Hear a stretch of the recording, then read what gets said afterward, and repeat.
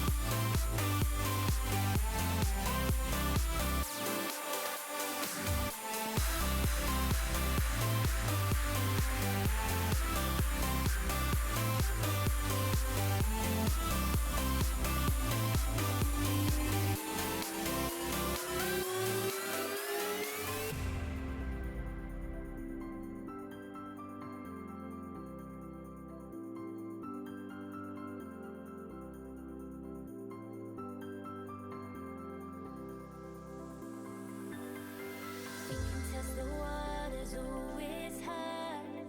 I think we're getting close. Racing through the waves, I want to be where nobody knows. Take me, baby, take me to a state of mind. Welcome to the All-Star Showdown, hosted by British Esports Association, where we bring legends from the past of the British Esports Championship against hungry new teams through open qualifiers that we've been already following up to this point. I'm Gregan, and I'm joined today by Craftman and Squawk, who are going to be taking us through the 3 games we have today. How are you both doing? Craftman? I'm doing fantastically, Greg, and it's day 3 of competition. We had a fantastic few games on Monday and Tuesday. Now we're into the final few days, really starting to get down to the nitty gritty. We'll find out who our top.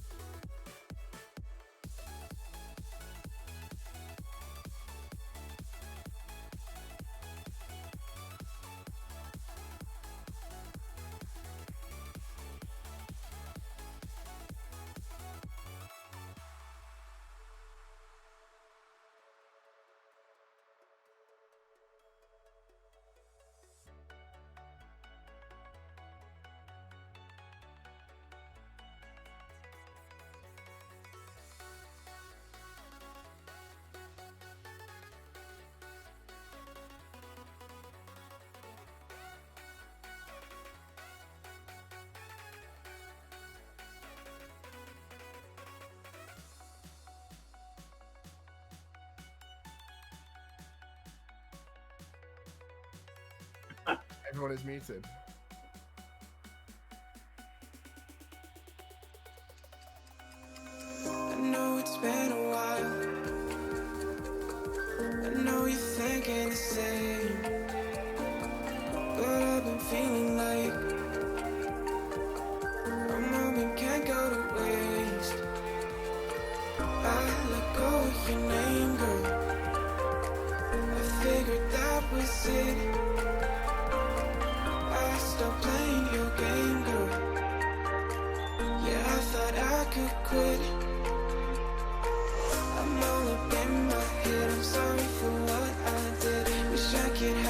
unsaid. Just make it right instead of treating me like I'm dead. Is it too late to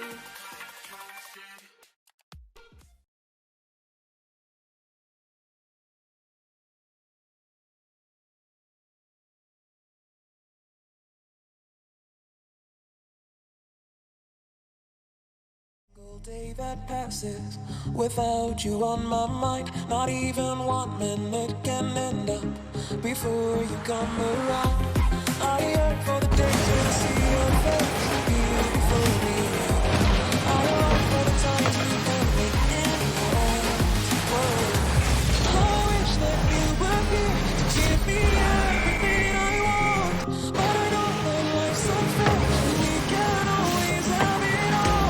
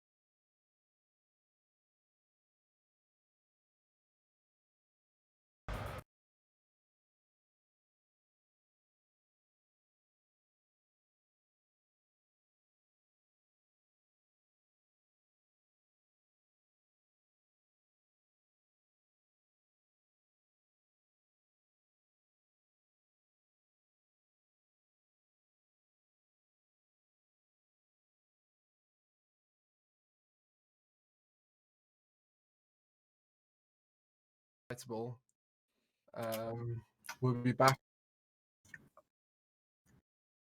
You guys can hear me? Let me know if you can hear me. Can you hear me? If you can hear me right now, yes! Hey! Okay, guys. Let me just introduce today what's going on, because this is a revelation right now. We have a voice, which is fantastic. So we are going to be going into day 3 to see who will be making it into the top 3 of the All-Star Showdown. And I know you're all excited to see who it's going to be, but to start with, we will be seeing Sears versus Ferrers Esports, and the winner of that will be going on to play Clyde Hotshots, who did get a bye thanks to SRC later having to unfortunately pull out of the tournament. And then the final game of today will be going up to that upper bracket to see Fortes Esports and Don't Panic, to see which of those will be making the grand final. Of course, this is the All-Star Showdown where we're getting to bring back legends from the past of the British Esports Championship against the new hungry teams who've come through that open qualifier. Of course, Don't Panic, the team that have made it through the open qualifier and doing very well in that upper bracket. And I'm excited to see what happens. Who in chat do you think is going to be taking these games today? Do you think it's going to be Sears or Ferrers in our first match? I'm really hoping that when we go to the game, my boys Craftman and Squawk will be able to speak to you guys too. That's the plan. If not, we may be having to work things out. But the first game, like I said, is going to be Sears versus Ferrers. They're all in the lobby, ready to go. We'll get started as soon as we can. So I'd like to bring in my 2 fantastic commentators of Craftman and Squawk. Right, let's do a little quick mic check. Craftman. I've got my fingers crossed. Can everybody hear me? And then Squawk, give him a little bit of your vocal cords. Okay, I'm worried because they can hear us, and that means I've got work. Yeses. We're getting yeses in chat, everybody. We're here. We're ready to go. And without further ado, we've met the players, so we'll have a little look at the bracket now. If you look right here, we're in the lower bracket, and we've got Sears versus Ferris Esports to start the thing off. As I mentioned before, Clyde Hotshots will be getting a bye, and they'll be playing the winner of that first game between Sears and Ferris, and then we'll be jumping up to the upper bracket after that, where we'll be seeing some fantastic matches. So yeah, as you can see, Clyde Hotshots will be playing the winner of our first game, Sears versus Ferris Esports, and then we'll see who goes into that final game to play against the loser of the upper bracket match that we're watching there. The winners final in the upper bracket between Fortes Esports and Dope Panic, who the winner of that will be going to the grand final and guaranteed top 2, getting that advantage in the grand final. So all exciting stuff. We've had a lot to get to this stage. We've had the open qualifiers, which I know you guys were incredibly excited watching and commentating. And then we're now going into those final stages. Craftman, what are you expecting from today's 3 games? Well, first of all, I'm expecting Don't Panic to continue their dominant reign. They have shown themselves to be one of the teams to be feared in this tournament on Monday and Tuesday, and rolling through into the final couple of days. I really expect them to secure their place against Fortes later on today, but Fortes could pull something out the bag, so I'm very excited to see that upper bracket final later on today. Yeah, that's going to be the match to watch today. And Squawk, not necessarily about the teams. We've had a lot of sweeps so far. So what kind of can we expect from the gameplay today in terms of the quality? I mean, we only have the best quality here. I mean, yesterday we saw 2 Brazils. That's something I probably wouldn't have expected to see. Yeah, well, we'll see if we're going to have more one-sided games like that, or if we're actually going to get a game 5 or even game 7. It's something I'm really excited to see, but I could not predict yet. Yeah, that is very true. Our first 2 matches of today in the lower bracket will be best of 5s, and then the upper bracket final will be a best of 7. And so it's all to play for right now. And at the end of today, we will have our top 3 to see who will be taking it into the final day, which is tomorrow. So do tune in tomorrow. I also just want to mention before I hand it over to you guys for this game, any donations made now and in June will to the British Esports channel will be going towards improving the video game museum, which is based in Sheffield. I've checked it out myself. It's a fantastic place, bustling with so much love for video games. They've just got all of these classic games, from the most original retro Tetrises and Marios right up to the new games, using fantastic technology like VR, and even some games that are in development are in there. So it's a great place to go if you're ever in Sheffield. Hopefully we can keep it alive. So do make sure you get those donations in if you can. And without any further ado, let's get into the game. So Craftman, Squawk, it's up to you guys now. Yeah, let's get this one started. Squawk, it's going to be Sears versus Ferris in our first match of the day. And Squawk, Sears, coming into this competition, we kind of expecting them to be one of the hot favourites, but in the first couple of days of competition, they've not really lived up to that billing. Yes, it's definitely been a bit, I want to say, confusing. I've seen Sears play many times, and they are so coordinated. Like, they just gel together so well. They pick out targets, they know exactly what they're after, but from this tournament so far, they've been lacking. They've just not been gelling as well as they have been in the past. So I'm hoping that the first day is out of the way. They've found their feet again. Obviously, there's been a bit of a break since the end of the championships till now. Mm-hmm. So maybe with day 1 out of the way, they're going to bounce back into it and possibly make it into the finals. But we'll definitely see. We'll see. They've got to get through Ferris as we get this match underway. Ferris yesterday, when they took on Matador, it was pretty much a dominant performance from the Ferris. They beat Matador in a sweep, of course, because we've all had sweeps pretty much all week this week. It was 3-0, 7-1, then 8-1. But that was against a Matador who was weak. They didn't have Evil Ed on their side. So coming up against a Sears team, do you think they can keep this one? Well, it's going to be a very difficult thing to call there. I mean, we didn't quite have predictions, but I don't think I could give you one. It all depends on how both teams are going to play today. Again, game 1 is always the probably worst game in a series. You've got to find the feet, you've got to find the stride. But it looks like Star's already on the attempt there, trying to get a shot past Stewart, but he's been waiting. Vinny now going to get the lob. There it is. Already we've got a goal. 29 seconds in from Vinny. And the counter-attack here from Sears. The pass out from Stewart, and Odell couldn't get there in time. Lovely pop-up by Vinny, sneaking under the crossbar within the first 30 seconds. And that's kind of what we wanted to see from Sears. We didn't really see them pull out any of these kind of plays in the first couple of days, but getting that one on the board early would have done wonders. Yeah, so again, they're clearly showing they're in this game. They are ready to play, but was it a fluke or are they, trying to work up to it still? We're not quite sure, but already we're seeing a bit of a fast-paced game, which is probably better than we've seen so far. Vinny trying to play it off the backboard, but unfortunately not finding anyone. Bendog now going to pop it up into the air, but Hazard's going to beat them to it. But Bendog still gets the clearance. Unfortunately, no one there to receive. Jewett taking it past, but it's gone straight to Odell. Odell now trying to play it off the side, but it's been intercepted by Vinny. Shot on target, and that's...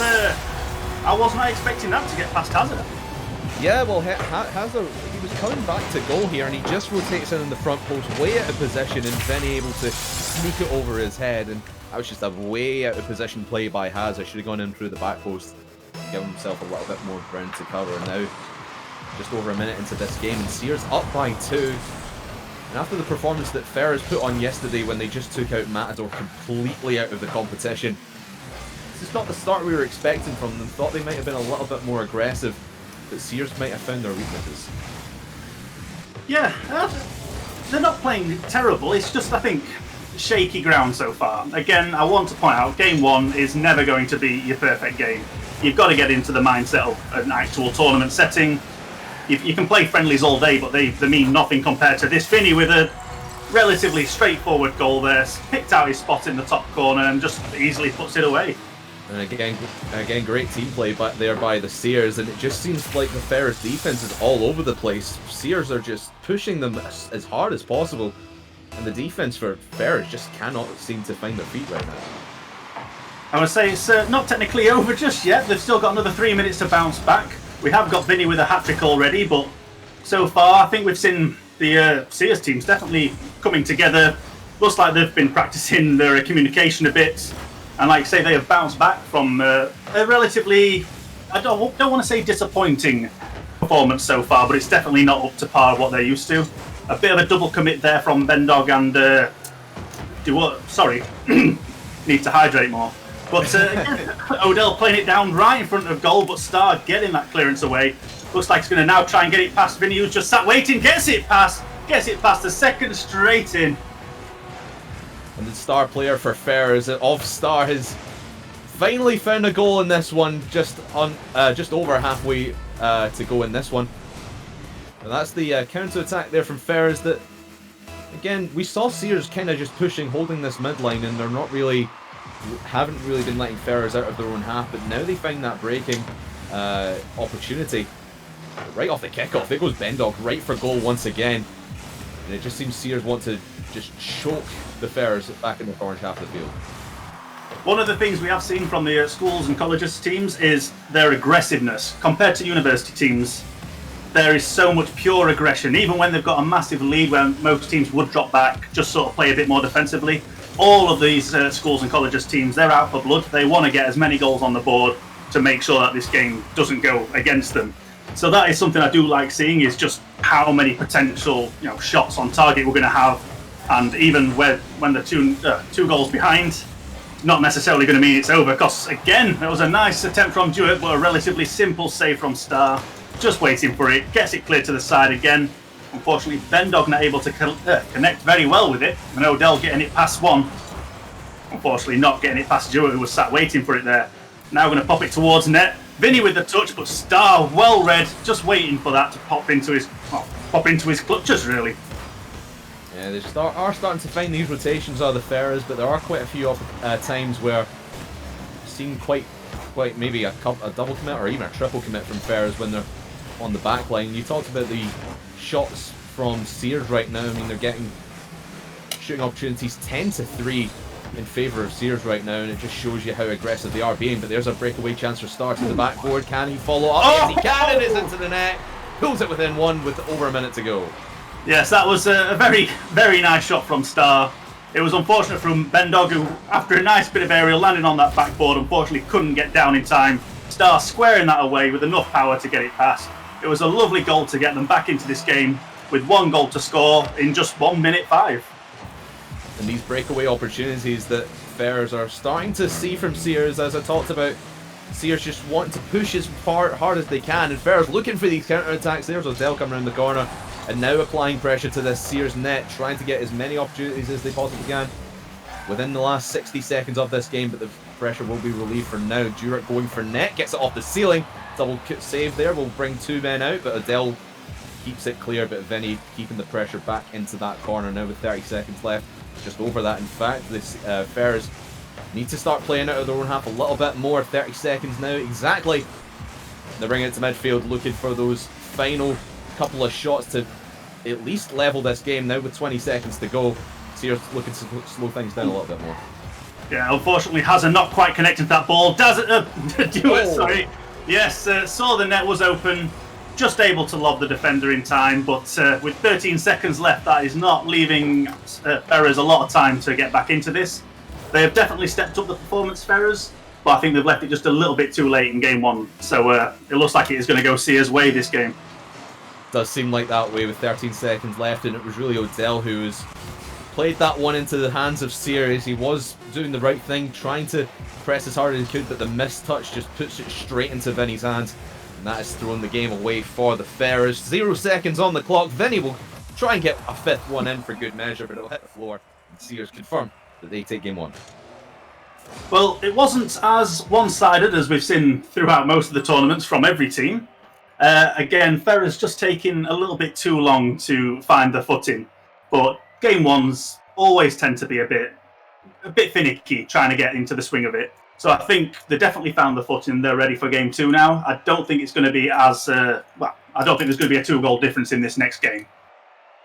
So, yeah, I'd expect this one to be a little bit closer, especially because of the start that Sears got, getting those couple of goals within the first minute or two. Ferrers really just got caught off guard a lot of the time.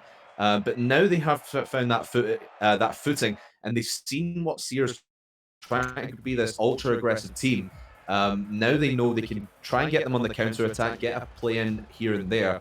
I certainly agree with you. I think Ferrers are going to keep this one close in game number 2 here as we load back in. Sears 1 game up, of course. 5 games here, or best of 5 here. Decide who goes on to face off against Clyde Hotshots in the lower bracket semi-final, which will be coming your way straight after this matchup. But right off the kickoff, Sears looking to be hyper-aggressive once again, but everyone misses the ball. Jurek eventually gets a touch to the wall. What a sloppy start in the first 10 seconds, but it is Sears with the advantage now with the field position. But Jurek tries to back pass and he gets it to nobody, and that's going to allow Ferrers to push up. Unfortunately, pressure will always get to these teams at this stage. We are looking at whoever loses this eliminated from the competition. Hazard with a nice aerial. There we go, back in this game, showing that game 1 wasn't their hottest, but they're definitely fighting back now, taking an early lead in game 2. A lovely little freestyle spinner Rooney in the air. Hazard able to get it over the keeper and take the first lead for Ferrers in this matchup. Just over 30 seconds gone in this game number 2, and you can already see that Ferrers have a little bit more confidence behind them. They are willing to go up a little bit more. Vinny, what a misplay off the backboard, allows Star to come in for the 2-goal lead. It definitely seems like we've flipped roles in game 1. We've got 2 early goals coming out from Ferrers this time. So saying that there wasn't going to be a 2-0 difference, it looks like we're already wrong. Just, 40 seconds into this game.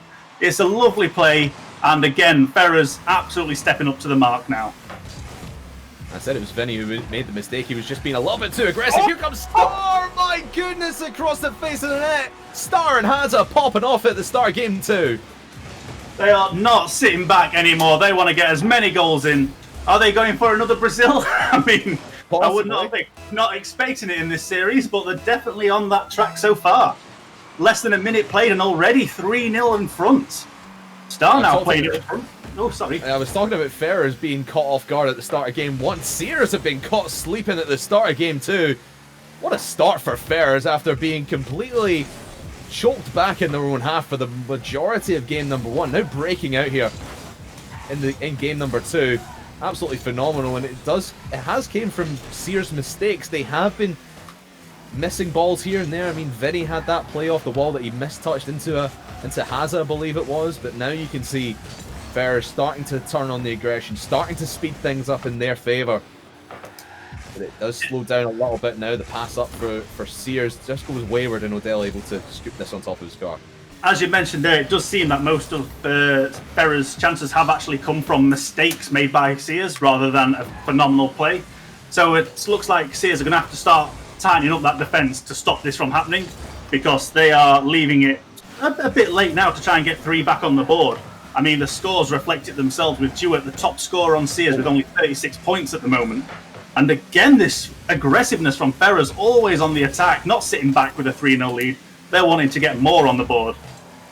Really fighting fire with fire here are Ferrers, and Sears just having absolutely no answer for this just now. Bendog was going up with that ball with absolutely no boost, so does give the advantage to the Ferrers, and they can get the field position back and try and hold this midfield. Really, as Sears were doing in the first game, it has been the tale of 2 halves for both these teams. As we tick down to halfway remaining in this second game, still a 3-0 lead for the Ferrers, but you can see Sears are starting to creep their way back into it and get a few more opportunities, but still no registered shots on net, on target for Sears. It just shows you how aggressive the Ferrers have been and how well they've controlled the pace of the game. Absolutely. It's been a very one-sided game so far, but with still another 2 minutes left, does not mean Sears are out. They are still trying to fight back, but at the moment it seems they are being outclassed. Looks like Bendog reading that block from Star, being able to push it forward, but Hazard on the backup. Star now trying to play it towards net, playing it off the backboard. Hazard with the follow-up. Is it enough? Oh, it's just not enough. But it was a lovely attempt. Brilliant play from Star, a little flip down, and he gets the shot! What a save by Vinny! That was at the goal line, he keeps it at bay, and at least keeps them alive here in the last minute 40. That was a nice attempt from Vinny to get it past Star, would have left the net wide open, but Star reading it well, not committing until the very last second. The attack's still alive, but again, 1 minute 20 to get 3 on the board. Could have been 4, but again, that was an absolutely phenomenal save from Vinny. Another attempt there, Odell with the follow-up. Unfortunately, Jewett just knocking it away to the side in time. You know, despite being 3-0 up as Ferrers are, they are not letting off the gas pedal. They are wanting to keep this aggression going, keep the momentum building, especially as they move into game number 3. Now looking at a tied series, unless a miracle comeback can happen in the last minute, and that one trickling towards net, but just wide as Jewett puts it into the corner. Yeah, this Ferrers do not want to let want to keep this momentum going, looking for the 4th. Hazza will go for net, as will Odell, but no one able to get past Bendog this time. Vinny upfield from Bendog and can't get the touch in time. Odell keeps it a clean sheet for the moment. There we saw the problem with this aggressiveness, having all 3 players coming for the attack. Even though they're 3 up, that left the net in a dangerous position. It was a fantastic save to stop that from getting Sears back into this game. But we're definitely starting to run out of time. Jewett with the attempt, it's going on, it's off the post. Can Vinny follow it up in time? No, looks like he's going to drop back. Now Hazard trying to play it off and waste a bit of time by the looks.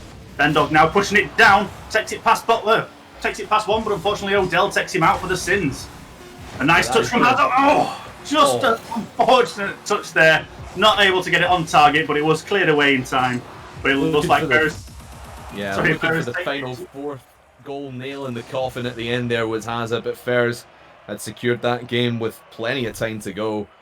Ferrers, what a dominant performance, what a turnaround from the first game that we saw. I mean, I talked about the shot count between Sears and Ferrers in the first game. Sears, I think it was something like 10-4 or something like that in the first game, whereas in that game, let's do some quick caster maths, 9-2 in favor of Ferrers. It just shows you the turnaround that they managed to do and the confidence that they built throughout their second game. Yeah, it's comparing it to game 1, it looks like a completely different team, or at least in the first few minutes. Unfortunately, it looks like server has gone down, so we're just going to remake that. Let me just drop out. But yeah, it's a remarkable performance from Ferrers. That was a great comeback. Like we said, they did not let up on that gas. They were aggressive the entire way. Maybe not the best choice, but again, we mentioned this, how schools and colleges teams, they just want more goals. They want all the goals, as Ferrers have proven they can get. So it's nice to see them trying it again, but maybe Sears isn't the team to try and get this Brazil on. Maybe not. I mean, we talked about the game yesterday between themselves and Matador when they just completely stomped through that 3-game series. And they just seemed on top, and that's kind of the Ferrers that we saw in that last game. And Sears, for me, they just caught, like I said, they just feel like they got caught off guard, and they weren't really playing the style of play that they were playing in game one. In game one, they were pushed all the way up. They were trying to just dominate from the front line, but this time they were just letting Ferrers play their own game. So for me, I want to see Sears battle more in the midfield, try and win the game in the trenches, because that's where you're going to beat Ferrers. Especially if both teams are wanting to play this high line, you're going to win battles in the midfield more often than you are in your opponent's half. Yes, definitely. Sorry, again, it's a very hot day. I do apologise. Yes, so we have seen Sears. They are very good at spotting weaknesses and how to exploit them. We didn't see pretty much any of that in Game 2, unfortunately. But we have seen that this Sears team does have the potential, but this tournament, it has been lacking. So I'm hoping that yes, we're ready to go. And it is a shame that they aren't quite playing to their potential that they've had in the past. But there's still a bit more tournament left to go, as long as that they can beat this Ferrers team. Certainly do. Tie series now, 1 game apiece, Sears versus Ferrers. Tournament life on the line. Remember, this is an elimination game. Winner goes on to play Clyde Hotshots in our second matchup of the day. Loser will unfortunately be out of the All-Star Showdown. Yes, unfortunately, it looks like this side of the map was starved of boost there. Duet with the rebound, but with again 0 boost left to finish it off. It's looking a bit shaky. It was a lovely block from Hazard there, nudging him out of the way. Star just having an open net to tap that away. And really, Jurek should have sent that one home. It was just unfortunate it came off the crossbar. Everyone was pushed up, expecting that one to be a goal for Sears, and Star just finding that counter-attack. Nobody home for the Sunderland Sears at the back line, and that's an early goal that they really should not have been conceding. Should have been a little bit more cautious and throwing a bit more caution to the wind, as it were. It has let the Ferrers just continue their momentum, continue their dominance here in this series. But that one's got a bit excited through on net, but it was just a little bit to the side. Adele managing to corral that. Star going up for this one, but Bendog to the side. And away it goes. Jurek looking for that. I've not seen Jurek miss many but that's through on net. Oh my goodness, I didn't think the defense was going to get to that one in time. Vinny takes a shot. Star to the side, but it's still very dangerous for the Sunderland Sears to maybe get a goal here. Odell tries to clear. Jurek with the challenge, and Star back to the side. Jurek still aggressing on this. He must have nothing left in the tank, but now they're going to have to retreat. Actually, no, it's going to be Vinny back on towards net. Hazza, the defense from the Ferrers, absolutely phenomenal, keeping this one at bay. Yeah, we've seen, it just seems like the aggression from these teams keeps flipping every game we're playing. Like, so far, Sears have just been absolutely pressuring like crazy. Unfortunately, that is how they conceded the first goal, was just a bit too much aggressiveness and no one left to defend. But as long as they can keep it in the orange half, it shouldn't be a problem. Unfortunately, that's not going to be the case here. Hazard getting it past 2. Jewett now going to try and take it past. Takes it past 1. Can he get it past Odell? Unfortunately, fluffs it. Odell with an easy save, playing it up. It's going towards net. Vinny knocking it to the side. And no follow-up from the Ferrers team to keep this attack going.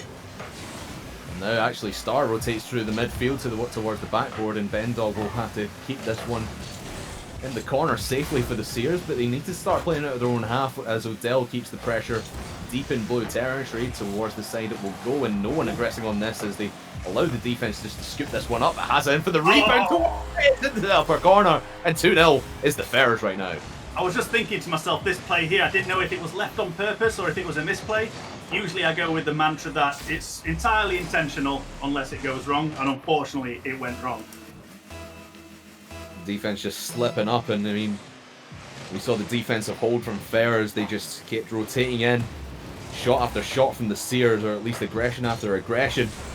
They held strong, but 2 shots from the Ferrers, and in it goes for the 2-0 lead. So now 2.5 minutes gone, 2.5 to go, and it seems like Ferrers are still the dominating force in this one, but Sears have not been without their chances and their opportunities. But Ferrers starting to hold everything together in the defense a little bit more. But too much aggression from Liddell down into the midfield. Bendog slips it past to bring it within 1. I was literally about to make the point that Ferrers have been playing incredibly well defensively, and that looked like the first time that they were going to get aggressive in this game, and again, it has cost them. It's another mistake that's causing these goals to happen. It was an easy enough shot for Joe to take. Sorry, it was Ben Dog, my apologies.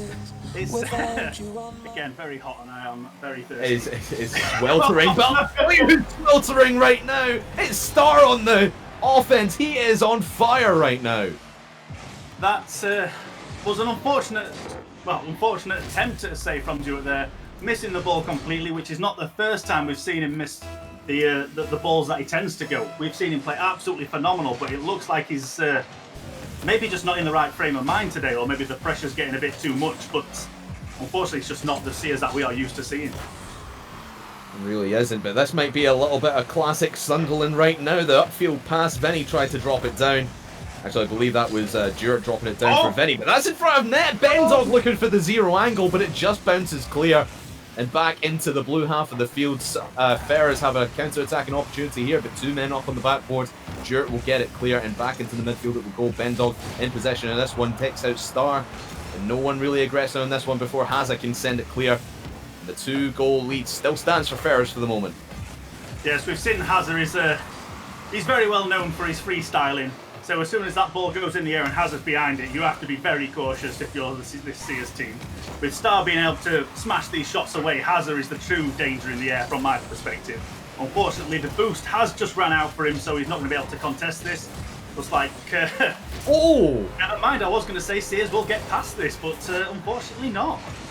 I saw 2 men going up for this, and I thought they absolutely messed it up, but the pinch there from Hazza and Star, 84 miles an hour into the back of the net.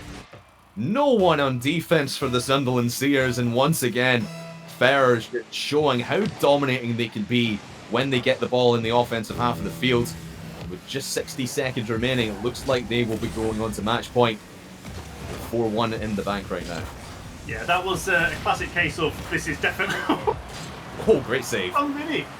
But yes, sorry, I will finish my point eventually. The mantra of intentional unless it goes wrong, the double commit turned into a pinch. I would never say that was intentional, but as it went in, that was clearly the play they were going for, and I won't hear otherwise. You'll not say it's a double commit, it's a calculated play is what it was to definitely get the extra speed on it.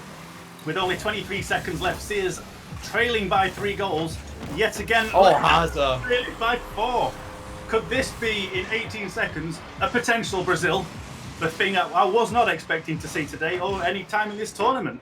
But Hazard again in the air, a true threat against this Sears team. I mean, if anyone's capable of the Brazil, it's definitely the Ferrers, as they proved yesterday, getting a 7-1 and an 8-1 against Matador Gaming yesterday. But 14 seconds left to ball in their own court. It doesn't really matter if they get the Brazil or not. The seconds will tick down, and it will be the Ferrers going on to match point. The Sunderland Sears, the hot favourite coming into this week, are 1 game away from elimination here in the All-Star Showdown. Can they bring it back as Ferrers now confirm match point? I think that's just going to show that it's a good job we didn't do predictions at the start of this, because I would not have predicted it going the way it has so far. It's been relatively one-sided ever since that game 1, and I'm not sure what is happening to the Sears team. Their communication just seems to be lacking. They're a bit short on boost, and again, every goal that Ferrers are squaring away just seem to be off a mistake on their part. I mean, that one was a fairly more so back and forth than we saw in the first couple of games between them, but it really was Sears the mistakes that they were making on the back line, especially when Ferrers, I thought we were in a few odd positions in my opinion. They were pushing up a little bit too much, and you saw that from Odell when he tried to come down to the middle and block the goal from Bendog to allow that 1 goal that they conceded. So the aggression can catch them off guard sometimes, but Sunderland Sears are just not pressing enough. They just don't seem confident enough to push up and counter this aggression with aggression, because like I said earlier, fight fire with fire, and I don't know where I was going with that. I was going to try and make some kind of weird point, but either way, let's get game 4 going. It's Because always why the hell not? But what I'm trying to say is Sunderland Sears should be a lot more confident, especially the performance that they put up in game 1. They know they have the capability to beat this Ferris team. They just need to show it on the pitch. Oh, definitely. Again, Sears are definitely not out of this. I say, I'm just praying to God that I'll be able to finish a point. Yes, there we go.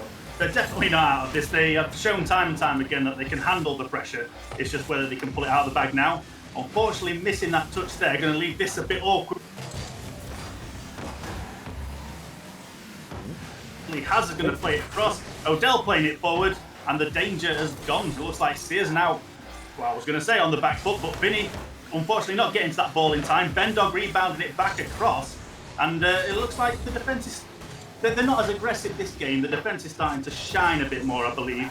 But with only 30 seconds past, it's a bit hard to tell right now. But unfortunately, Star beating him to the ball, and Hazard again in the air. You cannot let him get up with the ball. This duo of Haza and Star is just absolutely unstoppable. More so Star setting up his mate, and then it goes. Everyone was really on that left-hand side of the net for Sears, and trying to make some kind of play on it, and just pulls people out of position and has it over the top. Strike force indeed, straight into the heart of the net. And they continue their leading run. I don't think they've been down in the scoreline since that 4-2 loss back in game number 1. Fair is just completely dominating. But here comes Bendog off the backboard. It will go, but Star able to make the block. But this time Sears with a good chance. Vinny was over the top, but 2 men there to make the stop. Does pull people out of possession, but Star is on the attack all by himself. Does at least put it into a neutral position here in the corner. Vinny now towards the middle of the field. Star able to get the drop there, and Hazza will keep possession for the Ferrers, at least for the moment. And now they can start progressing down the field, letting the defense shine through. They did indeed, and it counters back into a goal. Star 2-0. I saw the shot come out, and I was just... I thought they would have had this. It seemed such a relatively easy save. Unfortunately, looked like Bendog backflipping instead of being able to take it aerial, and just a small mistake like that could be the nail in the coffin that they did not want. Something I have noticed with this Ferris team is, nice save, but it's a bit dangerous so far, is Star and Hazard have definitely been the strike force in today's games. But in day 1, we saw Odell was hammering goals away. But Odell this time rearing his ugly head in defense, looking, I think he was going to go for this boost in the corner that Vinny just stole away from him. No boost to get back, way out of position on the front post. A wide open net opportunity. He will not let that one go aside and pulls it back within 1. It always seems that Sears get 1 goal back and they concede straight away. Hazard looking to bring it through the defense. Will get blocked out. Great save by Dewart. Will keep this game alive for the moment. A lovely attempt there. Hazard getting the rebound right. Unfortunately, just not far enough across the goal mouth to actually go in. But again, a lovely attempt. With only 1 goal in front. I mean, the ball's gone aerial. It's been knocked to the side by Bendog, stopping Hazard from having an attempt there. But the danger is definitely, in fact, it's going to be alive this entire game. Dewart going up the back wall. Unfortunately, it's a bit of a poor touch, knocking it straight down. But Ferrers just weren't there to receive it this time. Odell now trying to defend against all 3 players. Looks like the rest of Ferrers are back here right now. Dewart playing it off the corner, cleared away by Hazard, and looks like they've got some breathing space now. They do indeed, but the shots just keep coming from Sunderland Sears. Looking into the doink possession was Bendog right there, but here comes Vinny over the top, bouncing shot into the ground, and we have a tie game for the first time since game 1. You can just see these plays starting to form. You're seeing it playing off the backboard, which is something the schools and colleges teams love to do. And it's been a dangerous point. It just seems like none of the teams know how to defend on the backboard. So everyone's going to take the attempts off there. And it looks like Sears are actually going to be able to get that one and stay in this series so far. Bendog now playing. So, but here comes Dewart from the middle of the field, looking to get the quick attack and put themselves back in the lead. As I said, game 1 was the last time they were out in front by any stretch of imagination. But here, big triple commit into the corner there from the entire Ferrers squad, leaving the net open. The Steers just were not set up for that now with minute 40 left. Still 2-2, overtime possibly looming. but neither of these teams want to go there. They want to get this all done and dusted here in regulation. It looks like Sears have found their confidence again here, Squart. Yeah, definitely. It's. I think we're seeing the team we saw in Game 1, where they seem to be a bit more composed. We are seeing pass after pass coming out. The defence still a bit shaky, but I mean, as long as your attacking is good enough to get goals on the board, your defence doesn't have to matter as much. As you have to be more aggressive and score more than the other team. I mean, it's the first rule of football, of Rocket League, or any game with a goal, really. You've just got to score more than the other team, and this is, I don't know, it's shaping up. We could go to a Game 5, and it could be the first one of the entire tournament. It certainly would be. It'd be exciting to watch. I could imagine these guys battling back and forth in game number 5, but they are battling back and forth in here in game number 4 at the very least. Still 40 seconds remaining.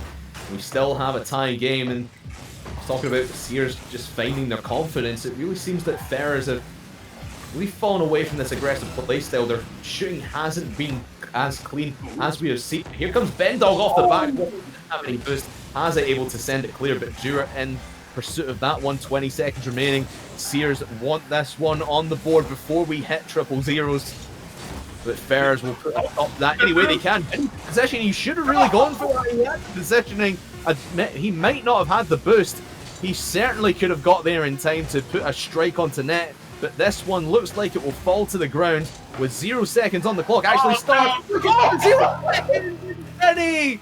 The last ditch effort save sends it into the ground, right on the goal line, and we have overtime, but it might be all done away. Dewar, 4 seconds in, and we go to game 5. Well, that's we were a fraction of a second of this series being over, and somehow we've got a game 5 just 4 seconds after. Holy cow! I am speechless from that. What an effort from the Sunderland Sears after being really dominated in game 2 and 3, and the massive effort they managed to keep this one close throughout. Yes, Ferrers were ahead for the most part, then to tie it up and to keep that competitive throughout. That save from Vinny at the end, so clutch as well, and for him to get the goal as well to in overtime, absolutely phenomenal from the Sunderland Sears. And like you said, Squawk, for the first time this week, we're going to game 5. Yes, I kind of hoped it was going to be this series, and after game 2 and 3, I thought, but I have been made to eat my words already, the words I didn't quite say, and I am so thrilled that we're going to see a final game 5. And with it being these teams, I'm so happy because, again, that was not even half a second away from being the end of that series. So here we go, first game 5 of the All-Stars tournament. And of course, what fitting venue to have our first game 5 of the week than Champions Field in the daytime. Of course, not yet for a championship, so we'll play in the daytime, but Star now looking to get the early goal, as Ferrers have done so often throughout this series. But Sunderland Sears, I said they got their confidence back towards the end of game number 4. That last-ditch effort and that overtime victory has got to be sending their team morale through the roof. But 25 seconds in, Star trying to pin them back to earth.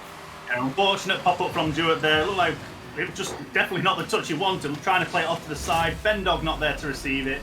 Just a bit of a misplay, and Star spotting the weakness and exploiting it straight away. But yes, definitely their morale had to be through the roof just before that. And unfortunately, it looks like I have lost a player name somehow. But we'll carry on. Vinny now getting the clearance. Playing it away, but Odell unfortunately not being able to get the pass completed. Star now in command of this ball, playing it to Hazard. Unfortunately can't get it aerial enough. And it looks like the attack's going to falter here. Well, falter for just for the moment. It looks like Sunderland Sears trying to go for this counter-attacking style of play. Kind of what we saw back in game number 1. Dewar trying to sneak it in on the zero angle play, but will just fall short and go into the corner. And you can see again, just Ferrers, they are trying to be aggressive, but the communication just isn't there. There's so many points where 2 players are going for the ball. Yes, it might get you a more powerful touch with a pinch, but it's bringing 2 people out of position when you really don't need to, and that's allowing Sunderland Sears to move up and get the opportunities that they've been wanting to get. Yeah, in terms of morale and whatnot, you've watched a lot more Rocket League than I have. Which team would you say would be in higher spirits? The team that was clearly dominating up until that last second, or the team that got that last second goal in? Because I would say right. Yeah, it looks like. Yeah, I Sears mean, I would say right now, Sunderland Sears are riding the high, and that's got to be a good feeling for them as well. Duritz from the right-hand side of the field. Lovely pass over from Vinny, taking the defense completely out of the picture. And Duritz, the cross-field 1-2 play. Lovely stuff to tie things up. But yeah, I agree. I think Sunderland Sears are probably the team riding the morale high right now. After that phenomenal victory, Ferrers are a bit downtrodden. But here comes Vinny off of the backboard, looking for Bendog. There he is, but straight into the defender. And everyone, again from Ferrers, just following up this ball, bringing people out of possession so much. They need to clean up these comms, otherwise Sunderland Sears are going to run away with a victory here. I think this is... Star? Just making sure I didn't have to stop my sentence. Seems to be the difference between truly professional teams and, not so much amateur, but college teams, university teams and whatnot, is the maturity to be able to lose out on a last-second goal in that, taking it to game 5, and bounce back like it's game 1. It's very difficult to remain positive when things didn't go your way, and it seems like you're almost cheated out of a win. So seeing them bounce back here, and yet Ferrers are starting to look like they're crumbling with the triple commits on saves and whatnot. They're going to have to start pulling it back together if they want to actually advance in this tournament now. And you can tell as well that they're not getting the opportunities downfield as most of the time here in game number 5, this ball's spinning it squarely in the orange half of the field. Star with a save just to get it clear, and then his teammates come in for the assist to send it into the corner. But Sunderland Sears trying to put as much pressure onto this Ferrers net as they possibly can. Looking for the counter, though it's Star, and he gets it from the left-hand side, sneaking it onto the crossbar. Ferrers up by 1. Yeah, so a lovely pass from Odell off the backboard, just getting the corner onto it there to play it straight into Star's clutches, and Sears just weren't ready to receive, ready for the shot rather. So with Ferrers now taking another lead in this series, it is starting to look like it could go any way so far. I think they're going to find a bit more of a morale boost now that they're ahead again, but can they hold on to it? Really could go either way. Is still plenty of time left here in game number 5 for Sears to claw one back, and he might just do it now as Bendog trying to play it from the midfield, who'll get it off the backboard. Jurek coming in for the assist, but he will get played to the side by the defense. Bendog trying to be a little bit in the face of the defenders and looking for the counter attack now. It was Hazard, but he gets met in midfield by the Sunderland defense. And you can tell that Sunderland are wanting to push as hard as they can. That might be an open net opportunity. Has a little bit out of position. Pops it up for Vinny. Star able to get the challenge onto him and send this one into a neutral position. But Bendog follows it up. It's 2-2 with 1:09 left. I think the communication lacked completely there. I mean, all 3 of Ferrers' teammates, all in that one corner. There was 0 boost, so no reason for all 3 players to even be there. Left the net wide open, and that is a costly mistake to be making at this point. And it's I don't want to see that be the reason that Ferrers go out here. So many communication issues from Ferrers, and it might rear us up once again. Bendog to the top right corner. A quick answer back for the Sunderland Sears. 1 goal up in this one. Yeah, I think Sears saw the bit of the communication error in that previous goal, and now notice that the defence is definitely showing cracks, and this is the Sears that I have been expecting. One that can spot the weaknesses and can exploit it straight away. So it looks like Sears may actually be back at this point. You want to see Ferrers dominate from the kickoff, and they will do! 2 goals within about 10 seconds, and they both go either way. We're tied back up at 3. Oh, I mean, I'm just eating my words here. It's typical caster's curse. That was... I mean, there weren't many places that ball was going to be able to go in, but that was... Yeah, I don't think I have the words for what that was right now. Vinny just beating out that top boost, playing it down towards Jewett. Jewett with an easy touch. It's a lovely save from Odell, who's looks like he's been sort of relegated into defence, and just being able to pull out that clutch save. Neither of these teams giving up at this stage of the game. 30 seconds remaining. It will be as of this moment, and both these teams on the verge of elimination, fighting with all their might to stay alive in the competition. Hazza trying to play out of his own half, and Odell will be able to follow that one up. Then he pops it high. This is looking very dangerous for the Sears as it was hovering above their goal, and we've seen what Hazza and Star are able to do. Star will be the one who is aggressing right now, but the ball just back into the orange half of the field to the corner it will go. Star trying to send it clear straight into the path of Bendog. It's in front of net. Odell keeps it up. In fact, Jura is there, but it's going to drop down, and we find ourselves in a game 5 overtime. Finally, we've been waiting for this to happen for someone. And yeah, this has been, I think you hit the nail on the head. They are absolutely fighting for their lives at the moment. Both teams, it's just a flurry of what's going on here. Everyone is rushing for the ball. Looks like communication's breaking down. Anyone is just trying to get a goal on the board for their team. And this is going to be a very intense overtime. Next goal wins and will stay alive in the All-Star Showdown here on the British Esports Association. Loser will unfortunately be out of the tournament, and I would say going home, but everyone's at home right now, so Short trip. suppose they stay put more than anything. 40 seconds into this overtime, and not really any good opportunities for either team so far. There was a little bit of a mix-up on defense for Sunderland Sears, but again, no one was aggressing for Ferris. There's a shot from Jura, but blocked before it could even register by Star. And they can try and play out of their own half, but they're going to leave this one. Bendog in shooting position. No one's there. Oh, what a big miss from Bendog. He had all the chance in the world to send that one in, but no one was home for Ferris, and no one was home for Bendog. Yeah, we can see the nerves are definitely... Oh, that's in! No! Oh, Bendog! No way! No. He sends it high. It was rolling in. He wanted all the glory, but it might still happen here. Dewar goes for goal. Star gets the save, and it goes back into the orange house. 2 chances blown for the Sunderland Sears here in overtime. Yeah, I did not expect my heart rate to be this high in Series 1. We've still got another 2 series left to cast. Oh. But we are definitely seeing the pressure getting to both teams, is what I was about to say before all that. In the fact that it seems both teams are now keeping players back rather than going all out on that attack. Oh my goodness. Takes it past Dewar! Can he finish it? Through! Gets it clearance. Corner! What an unbelievable chance for the Sunderland Sears yet again, but Hazza trying to script to get it back through on offense. Odell will go for net. Vinny to up high. Will save.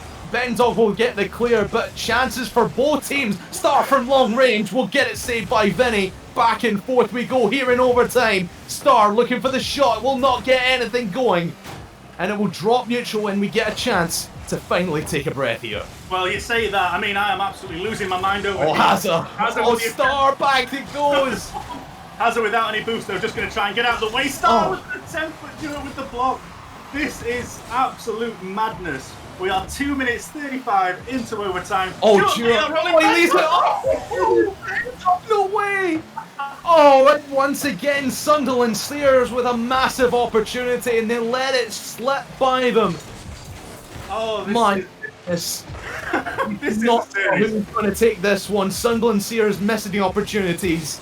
Hazard Fair with the opportunities out there. upfield. The defense is holding strong for both teams. Something's got to break eventually, Squark. Yeah, it's going straight to Bendog, who's going to play it off the corner, but it looks like no CS players there to receive it. But no team looking like they want to commit to an attack now. Odell going to try and just get this clear, get it away. Go straight to Bendog. Bendog playing it to the corner. Jewett now going to get the cross, playing it down. It's not enough to get past Star, who's now going to try and take it back the other way. This is absolutely crazy. We are 3.5 minutes in. We are nearly basically having a game 6 at this point. Star with the attempt. It's just a bit too high off the crossbar. Odell not there to receive it. Vinny getting it clear, going straight towards net. Hazard gets the block though, sends it back on the attack. Takes it past Stewart. Bendog not quite in position. Put it over the own net. Vinny! Oh, I thought Vinny was going to put that one in from my angle, but he just puts it into the wall. But Squark, if I told you after the second game of this series that we were going to have an intense, more than 4-minute now, game 5 overtime, you would not have believed me. Absolutely not. Yet here we are. Bendog goes high. The defense all scrambled out. Star with the last man to challenge the shot from Sunderland Sears to the back of the net. It goes to the back wall. It will go in back to Star. We'll get the clear and back into the midfield, and Oh, no! Is that no disconnect? way. Oh, no! Oh, you're kidding me. The server No. died.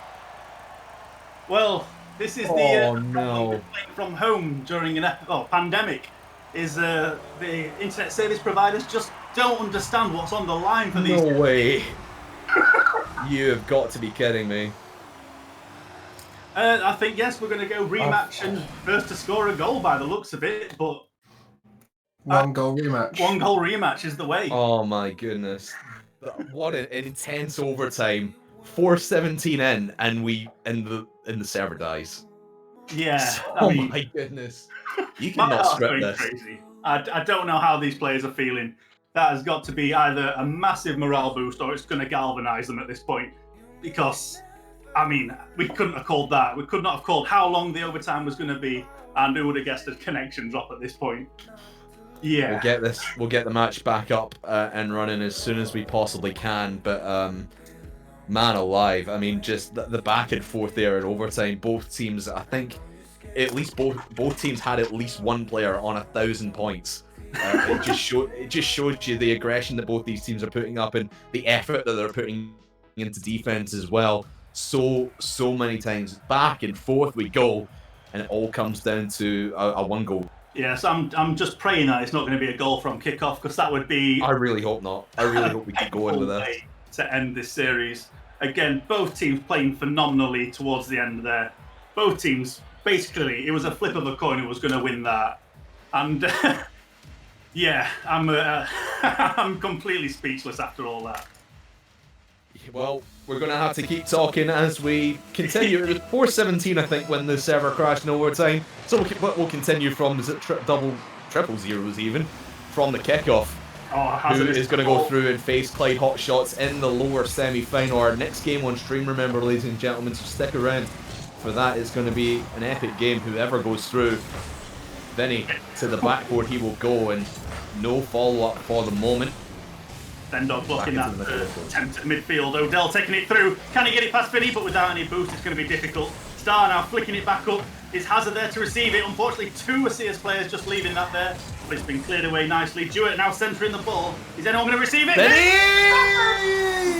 He gets it! 37 seconds into the restart. What a pass by Jewett into the middle of the field. The defense, no one ready for that one. And Vinny picks his poison straight to the left-hand side, and the Sears take this series.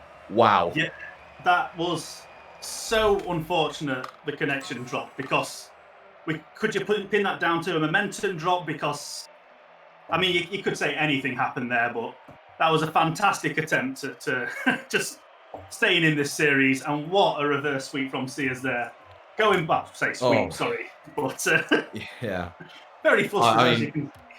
I mean, we're flustered. I imagine the teams are quite flustered after the restart, but you got to feel for Ferris, who dominated the middle portion of that series and really looked to be the team to take it back. But what a valiant comeback from Sears at the end of Game 4, getting the save on 0 seconds into the floor, and then 4 seconds of overtime, they take it. Unbelievable play from Sears, and like we said, they're going to be taking on the Clyde Hotshots in our next game up on stream. But we'll let the teams take a breather, we'll take a breather, and you can take a breather. We'll go to a quick break, but we'll be right back after this with Sears versus Clyde Hotshots. Don't go anywhere. See ya.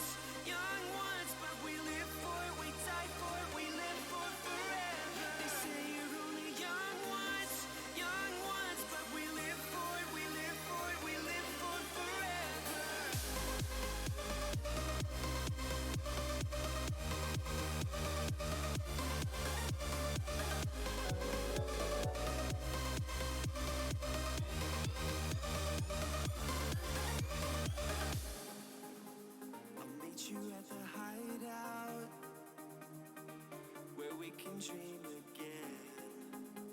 I'll tell you all my secrets. We're encouraged like a second skin. The kids are all dying. We're dying to believe again. Run through the open streets. We take what is needed. They say you're only young ones, but we live for it, we die for it, we live for it forever. They say you're only young ones, but we live for it, we live for it, we live for it forever. We can dream all night till the sun rises. They say you're only young ones, but we live for it, we die for it, we live for it forever.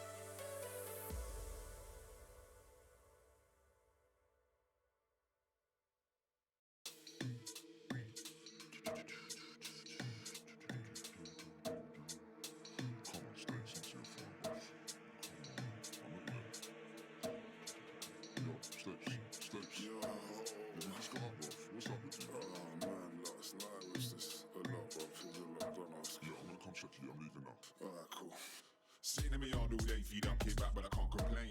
Mum's on my case again, no doubt, looks like I'm gonna get shifted now. Told her once I don't wanna leave home, I don't wanna pay bills, I don't wanna pay tax. She boxed me up with a baseball bat on the back of my legs and it hurt like I was like, Mum, please allow that. You're not funny, I'm big, I hit back. I'm done talking, I'm going up the shop for a packet of quaves and a can of popcorn. Let's bump, it's getting on top, got a new pair of Vans and a sack to rock. I got fresh new teeth to match just like that. Not fresh, but you know them, one.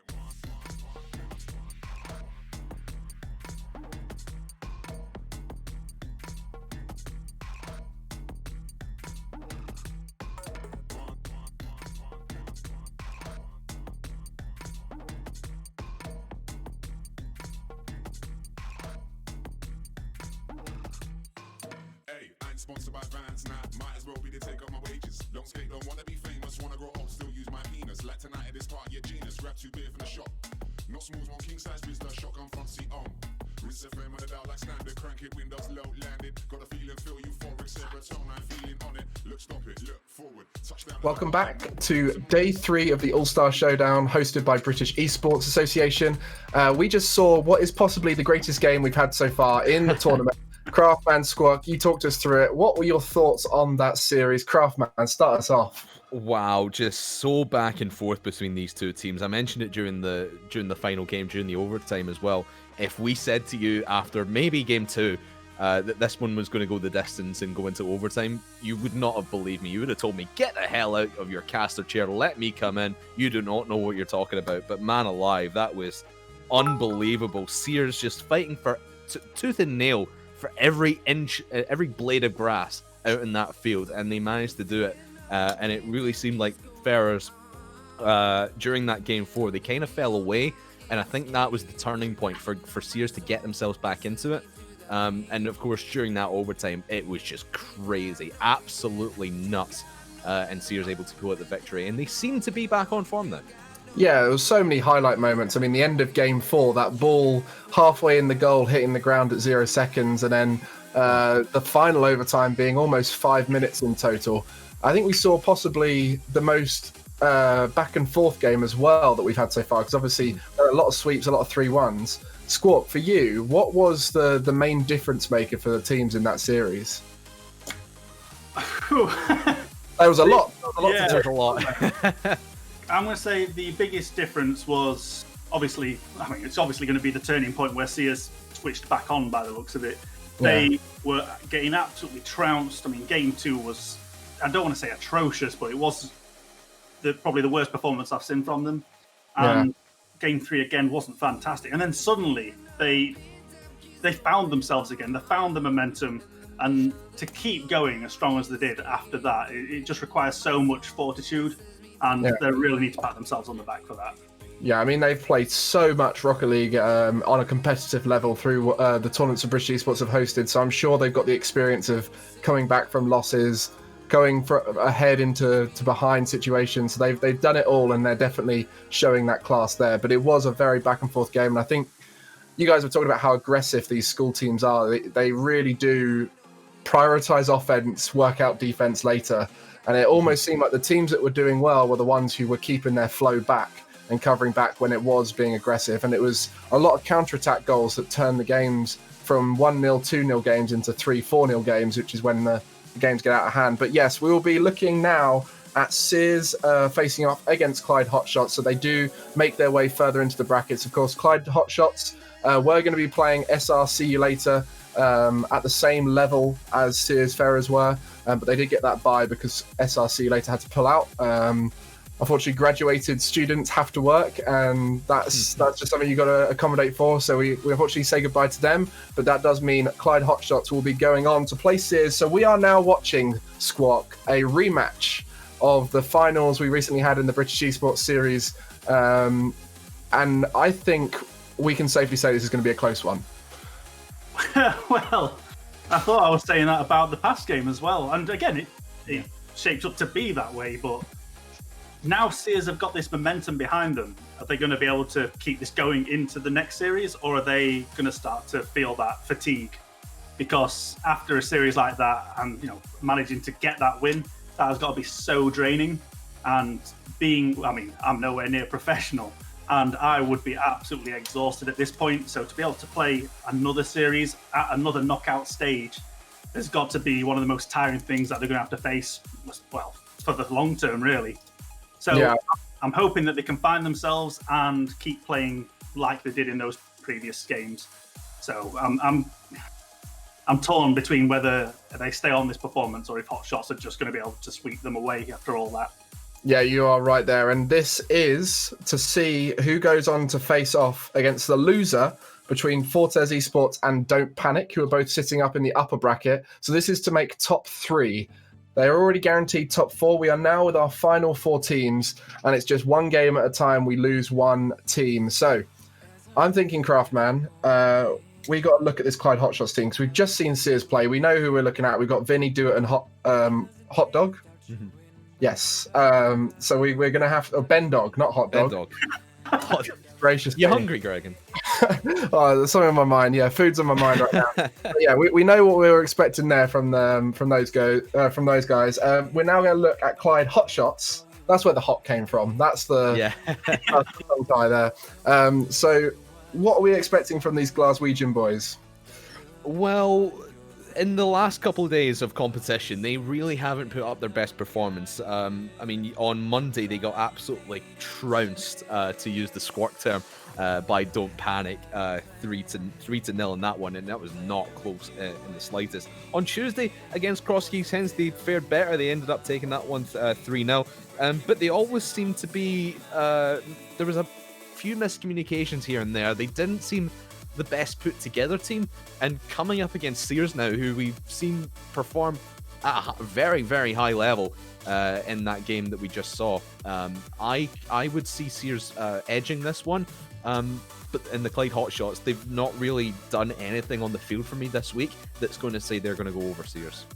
Yeah, and both Sears and Clyde Hotshots have been 3-0'd by Don't Panic, so I think they are the team to beat right now in that upper bracket coming through the open qualifiers. So I'm going to be looking out here. Clyde Hotshots, they are more of a team-based focus, whereby they're all pretty balanced compared to some of the other teams you have in this tournament. Obviously, we saw the offense coming out from Vinny and Do It quite a lot in that last series, but Ben Dog stepped up compared to what we saw in the finals. I think when we were watching that final Squawk back about a month ago, Ben Dog seemed like the one who was sort of sitting back and being a bit more cautious, where he's been going for a lot more aggressive plays. And I think that's where they've been overcommitting a little bit more than some other teams, is because all 3 of them are looking for that offense. So what I'm hoping to see here is that they work together to keep anyone can go back, because at the moment it looks like they're expecting someone to be back and then they all go forward. So Squawk, for you, on Clyde Hotshots, who's that player who needs to step up? Because we said they're pretty balanced. I'm giving you a tough question here. They're very balanced, but But who do we want to see come out and start scoring all the goals, like your, I guess like your stars of Ferrers, right? He was there scoring all the goals. Who's going to be the star of this team? Well, whenever I've cast hot shots in the back or in the past, I don't seem to find myself saying Colossal as much as I would like to. However, Zapper is much easier to say. So I'm hoping Zapper scores a lot of goals because, again, rolls off the tongue, but Colossal is the player that I do want to see step out of the shadows, much like Odell did with Ferrers in the day one of this tournament.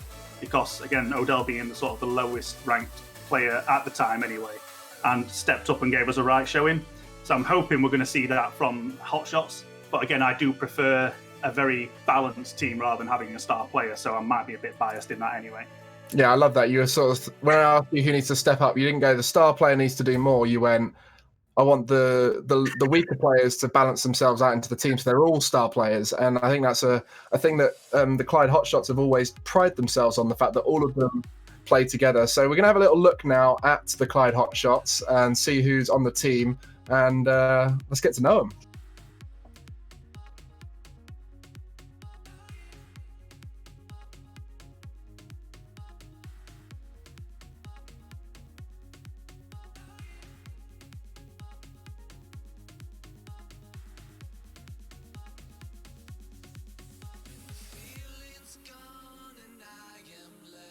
Notice that he may be the star player of the team, they're going to start marking him a bit more.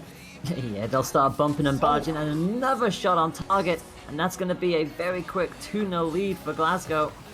Yeah. Has officially begun, and we are going to get underway. We're going to have Sunderland Sears in the blue, Glasgow in the orange, and already we can see the ball just flinging off towards the blue half, and not quite such an... Oh no, it is an open goal. Never mind. Already straight in there, a bit there.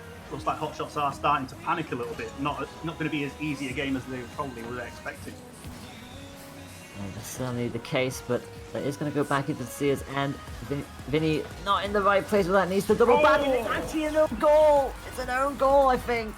Yeah, you hate to see that, but probably an awkward pinch off the wall there.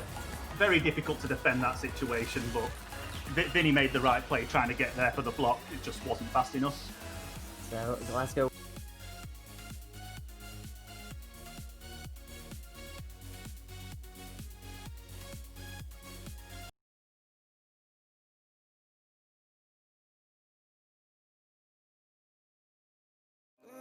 Feeling like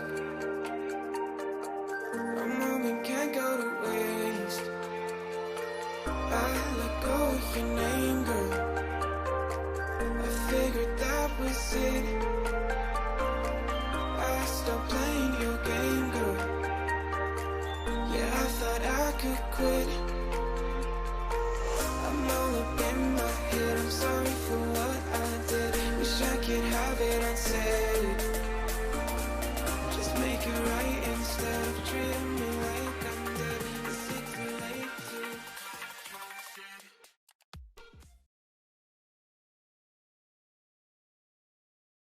Well, we've got two star-ridden teams here, and I'm excited to see which one's going to take it. We'll start off quickly now with some predictions, and we'll get straight into that game because I know the players are eager to get going. Craftman, who do you think's taking it? I'm going to have to say this one's going to be Sears. They're going to be riding the high of the series that they've just had against Ferrers. I think they're going to come out of the gate flying, firing on all cylinders, and I'll give Clyde, just because I'm going to have to be a homer and say I'm going to give my boys one game, so I'll say 3-1 to the Sears. And Squawk? I'm going to go the opposite way around. I think if Sears are as tired as I feel right now, I think it's going to be 3-1 to Clyde Hotshots. Right, so we've got the fatigued Sears prediction, or the Sears stepping up once again against Clyde from you. I'm going to have to say, Game 5, Glasgow Clyde Hotshots get their revenge on Sears from the finals. So I'm going to leave it to you two now. Take it away. I'm hoping for another close game, and we'll see who's going to be going into that top 3 for tomorrow.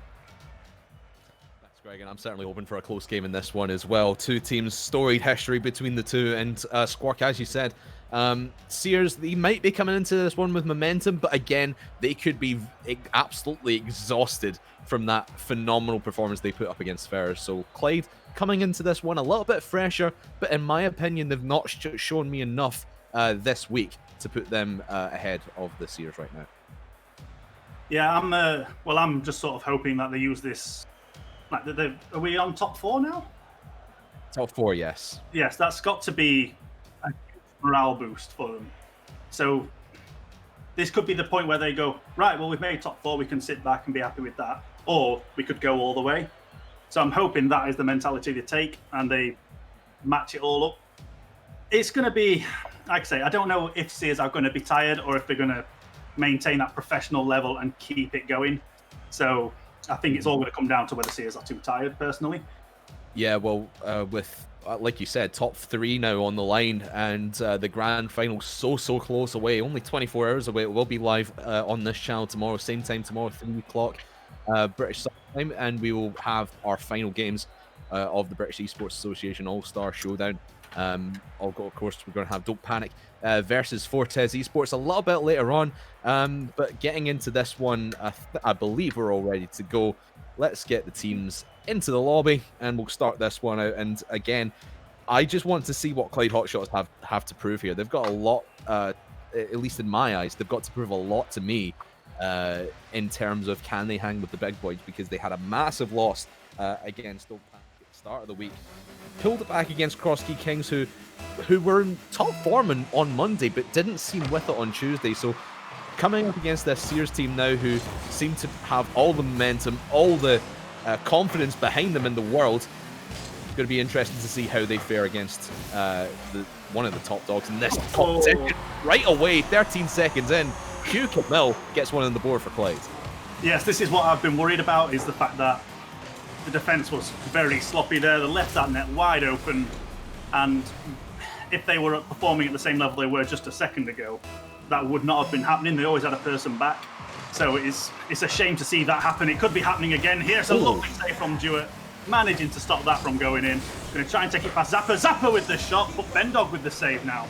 So it looks like they've learned the lesson and they're trying to keep that person back for now. Yeah, just feeling a little bit weary after that massive series against the Ferrers, but getting their defense together. Remember, it is best of 5 here to decide who goes through to face off against the losing team out of Don't Panic and Fortes Esports, coming up for you a little bit later on today, and that one's looking like a spicy matchup in itself. But this one here, see now again, Sears just not really too confident. They're missing balls they really should be hitting off the backboard there, and off the sidewall in fact, and they will eventually get it into the blue half of the field. But Clyde just seem a little bit more solid in their challenges right now. Yeah, the Hotshots are still making mistakes. It's a nice little chip from Zappa there. Goes to Camille. Camille with the shot, but it's off the post. I was just about to say they're not, it's that game 1 jitters, but in fact, they're starting to come together as a team now. It's a beautiful pass, nice shot, just not good enough. Zappa now going to try and clear this off the back. Camille to Colossal. Colossal has a shot, but unfortunately whiffs it and it goes off to the side. And Vinny now gets the clearance. And from my perspective here, Squawks, so the Sears just don't seem as fast as they were in that series against the Ferrers. They seem to, like, earlier on, they were flying around the pitch, being hyper aggressive, taking all the boost away from everybody. But now they just seem to be slowing the pace of the game down. Do you think that's due to the fatigue, or do you think they're trying to play this game a little bit differently against Clyde in their style of play? I think the past game has probably given them a bit of a wake-up call, in the fact that they, like I said, never mind. Lovely pass. Yes, lovely pass, lovely shot from Bendog. I was about to say, it looked like they were a bit shaken, thinking that they can't take as many chances as they did before, but in fact, proving me wrong there, and Bendog's managing to equalise this out. Lovely little 1-2 play from Bendog and Jewett. In fact, I was thinking it was Vinny, because Vinny was making a lot of plays in the earlier series. Ooh. To see him step it up a little bit more as well, and he does it straight away. Bendog into the floor, and Vinny sends it home. Even from a caster's position, I wasn't even sure he was going to take this shot. But, looking back now, you can see it's going to be Vinny, but as a defender, that has got to be a tough call to realise where this shot is coming from. And that is proving me wrong, that Sears have come into this ready and refreshed, ready for this win. Colossal taking out Jewett.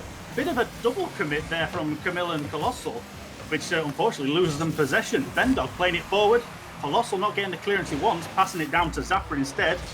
Going to try and take it past Vinny, but Vinny reads it well. Camille off the side. Jewett centers it for Bendog, but Bendog backs off a little bit, maybe just a bit too far away. Centered again, and Camille's now going to try and get this attack going. Vinny intercepted. Jewett with the shot. Unfortunately, it's been intercepted and does not go the way they wanted. And once again, it's just talking about how Sears' pace of play has slowed down significantly. You would have expected Bendog to be up for that follow-up when it was coming into the center of the field originally, but he's a little bit too far back as Vinny goes for goal, just straight into the path of Colossal though. But it does seem like Sears are, like you said, just backing off a little bit, playing a little bit more conservatively. Oh wow, but Vinny was going for goal and Jewett just gets in the way of it. I think he was trying to get out of dodge, but couldn't quite get past the ball as it was coming towards the net to take the 3-1 lead. Jewett going to attempt the rebound, unfortunately not going to get it. Camille managing to knock it to the side, straight to Zappa.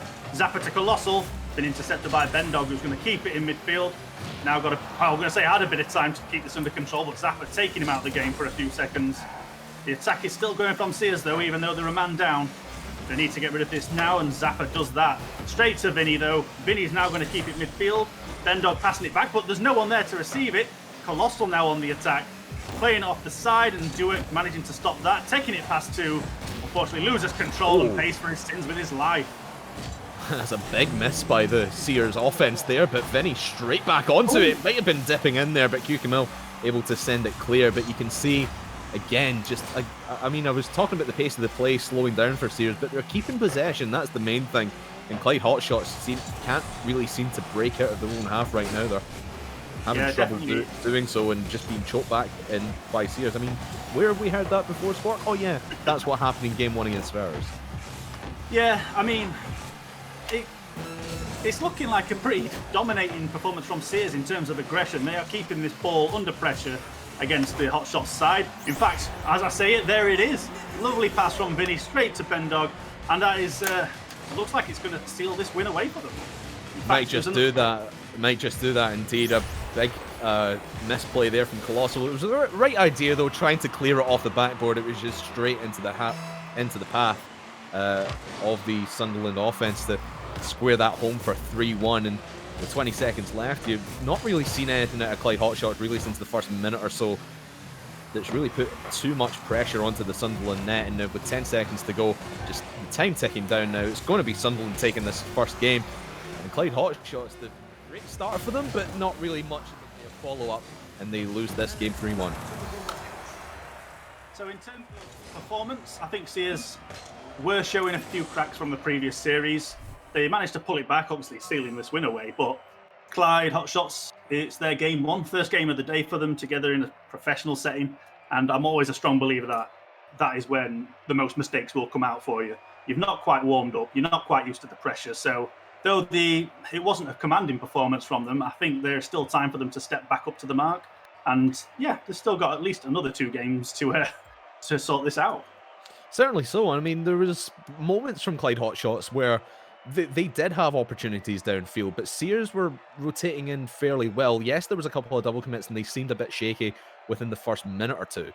But Sears, like this has been the story of their day so far, they got it together. They managed to get their team on the same page, and they worked as one unit, moving the ball back downfield and getting everything together at the end as we move into game number 2.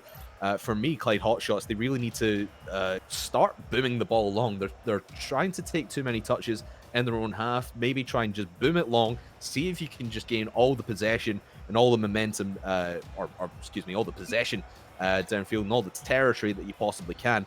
That's really going to be the key if you're going to take down Sunderland Sears, because we saw it against Ferrers where they were not really expecting the counter-attack and they sometimes let a few go past them straight off a kickoff. Vinny trying to take out the defense. It'll pinch between Colossal and Camille and just go clear for the moment, but now picked up by Clyde right off the kickoff. You can see Sears want to be aggressive, but here comes Camille from his own half, runs out a boost, and Jurek gets the save. Yeah, so boost management was something I kept bringing up in day 1 because the first series, I can't quite remember who was playing, but we saw a lot of empty tanks on that. And when then Don't Panic played in the second series, everyone always had some boost, or at least enough to contest it. And unfortunately, Camille just running out of boost there on that attack is hopefully not going to be what shapes up this game. But that's a lovely attempt. Unfortunately, Vinny taking Camille out. Looks like it's going to stop the attack dead. Vinny now trying to take it past Colossal, takes it past one. Can he get it? Keep going. Goes for the demo instead of the blur, instead of keeping it under control. But unfortunately, gets neither. But will still be pinned here down deep in blue territory. It like just Camille's. falls a little bit in the favour of Clyde Hotshots, and everyone just slowing the pace of the game down. And you can tell Clyde Hotshots are okay with that. They'd rather play slowly than keep up the pace of Sears, because we've seen how fast Sears can go. But if they keep everything at a slower pace, it'll give them a chance, because their rotations have been a little bit slower than the ones we've seen out of Sears. Yeah, it's something I seem to notice is... Oh, I didn't want to say anything just in case. Teams that seem to have a star player in them are all about burst kind of plays. Like, it goes from 0 to full in a matter of seconds. Oh, it's a lovely save from Camille. Managing to get it off that corner, out of the net. And I'm not sure how he actually managed to save that. And again, just Vinny, I've seen him do it so many times today, where he's had an open net or a really good opportunity on net at the very least, and he's just sent it high, expecting someone to come in, but it's let the defense get right back into position to make a save and make a play and get that back into their own half. But there goes Vinny, a little redirect attempt, but straight into the path of Colossal. Will keep it clear for the moment. Yeah, the point I was trying to make before they so rudely attempted to score a goal was that teams that are more balanced will tend to play a lot slower but a lot more methodical, whereas players or teams with that star player, it is all about like going from there's no chance to it's in. There just seems to be such burst. So I think that's what we're seeing from Hotshots, is they're trying to slow this game down so that they can do like set pieces, is a term I want to use, which in Rocket League might not be as accurate, but it definitely seems to be the idea. But unfortunately, they're just not putting it together. And now Dewart's now trying to keep this in contention, but loses it out. Zappa playing it across, straight to Camille. Camille with the shot, gets it past Stewart. It's a nice pass and a nice square away there. Beautiful passing play from Zappa, perfectly positioned, and Q Camille on the follow-up. No defense in place for the Sunderland Sears, and they concede the first one here in game number 2. And I've seen the Clyde Hotshots back in game number 1 and here in game 2, of course, as well. They've been going for a few more passing plays and team plays, more so than the Sunderland Sears have been doing, especially in the middle of the field, and it's catching Sunderland Sears off guard. And they've been able to work this round the defense phenomenally well, and when they've been able to get the opportunities to do so, not that that's been few and far between. They do have the lead here in game number 2, but Vinny will go for net. Oh, just to the side it will go. Colossal able to play this one away, but it's straight into the path of Jura. At least Sunderland Sears keep the pressure on for now. Yeah, it was a nice attempt there. Vinny again trying the shot, but it's been stopped by Camille. Looks like Hotshots are really doubling down on this defense at the moment. Jewett with a missed attempt there could cost them, as he's now nowhere near his net to stop this attack, but it looks like Hotshots are going to back off. With 0 boost, Colossal going up, gets the ball, but can't do a thing about it afterwards. Looks like Stewart's going to try and keep this under control, trying to fake out Camille, managing to get it past, but without any boost, still can't contest. And again, this raises my point I made earlier about the boost management from the teams not quite seeming on par with the rest of the tournament. Certainly so, but they do at least have the lead. That's a big misplay from Vinny. I think he was trying to clear it off the backboard, but he hits it down low, hits it soft, and Colossal in tow of that one. That's a big misplay from Vinny. So many mistakes that Vinny has made and put his team in critical condition. And Clyde Hotshots have a 2-goal lead with 56 seconds remaining. Yes, I'm so glad the offside rule does not exist in the world of Rocket League, as it's something we learned from school, was goal poaching gets you goals, but you don't make many friends doing it, and it seems it pays off for Hotshots in that sense. Colossal now going to play forward, but it's gone straight into the clutches of Vinny as the attempt. Do it with the again! Again, everything's just a bit too high! Oh, Bendog hitting the crossbar and cleared away by Camille, who's now on the attack, unfortunately hitting the ceiling, doesn't quite get the shot that he wanted. Zappa keeping his attack alive, but that looks like it's going to be the end of that. Yeah, and again, it's Vinny to be the one to put it high and put Sears in such a dangerous position to get counter-attacked like that. You had all 3 players down in the blue half. Clyde Hotshots could have easily counter-attacked that one, But Vinny, again, just you need to start putting them straight onto net, man. You're not going to be able to win any games playing it like that. And Clyde Hotshots tie this series up 2-0 in game number 2. And they've given themselves a chance here. Yeah, so I'm wondering whether Sears are getting tired at this point, because it's not the same team we did see. They are a lot slower now. They are trying to bring the pace down along with Hotshots, but it seems that's what Hotshots want. It seems that's how they perform best, is in a slower game. And maybe Sears need to work on speeding everything up rather than trying to play Hotshots at their own game here. Definitely so, and you can, like I said, you can see Sears, the fatigue setting in possibly. I mean, 4 shots from each of them for 12 shots all round. That's nothing to be sniffed at, whereas Clyde Hotshots only, quick cast the math, 4, 5, 6, 7. Thank you, math skills. 7 shots from Clyde Hotshots. Maths is hard. But you can see that Sears are keeping the pressure on. It's just when it comes to their finishing ability, I know I'm picking on Vinny here, but there's been some clangers he's been missing. Wide open opportunities, so many chances, even a decent attempt on net, and it just goes high half the time.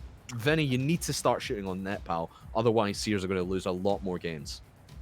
Yeah, sort of shots seem to be taking them. The goals seem to be a lot more simple, but that's working. That's how goals are going in. So maybe you need to stop going for all the aerial plays. Just try a simple pass and shoot, and that's what's falling down for Sears. We're having a bit of an issue in game. Yeah, I think Zappa has left the lobby. He'll get right back in. So the guys are just going to do a little bit of a lightning dance to keep us in the lobby for the moment. And here comes Zappa now. He's all loading in, all ready to go for game number 3. But yeah, Clyde Hotshots.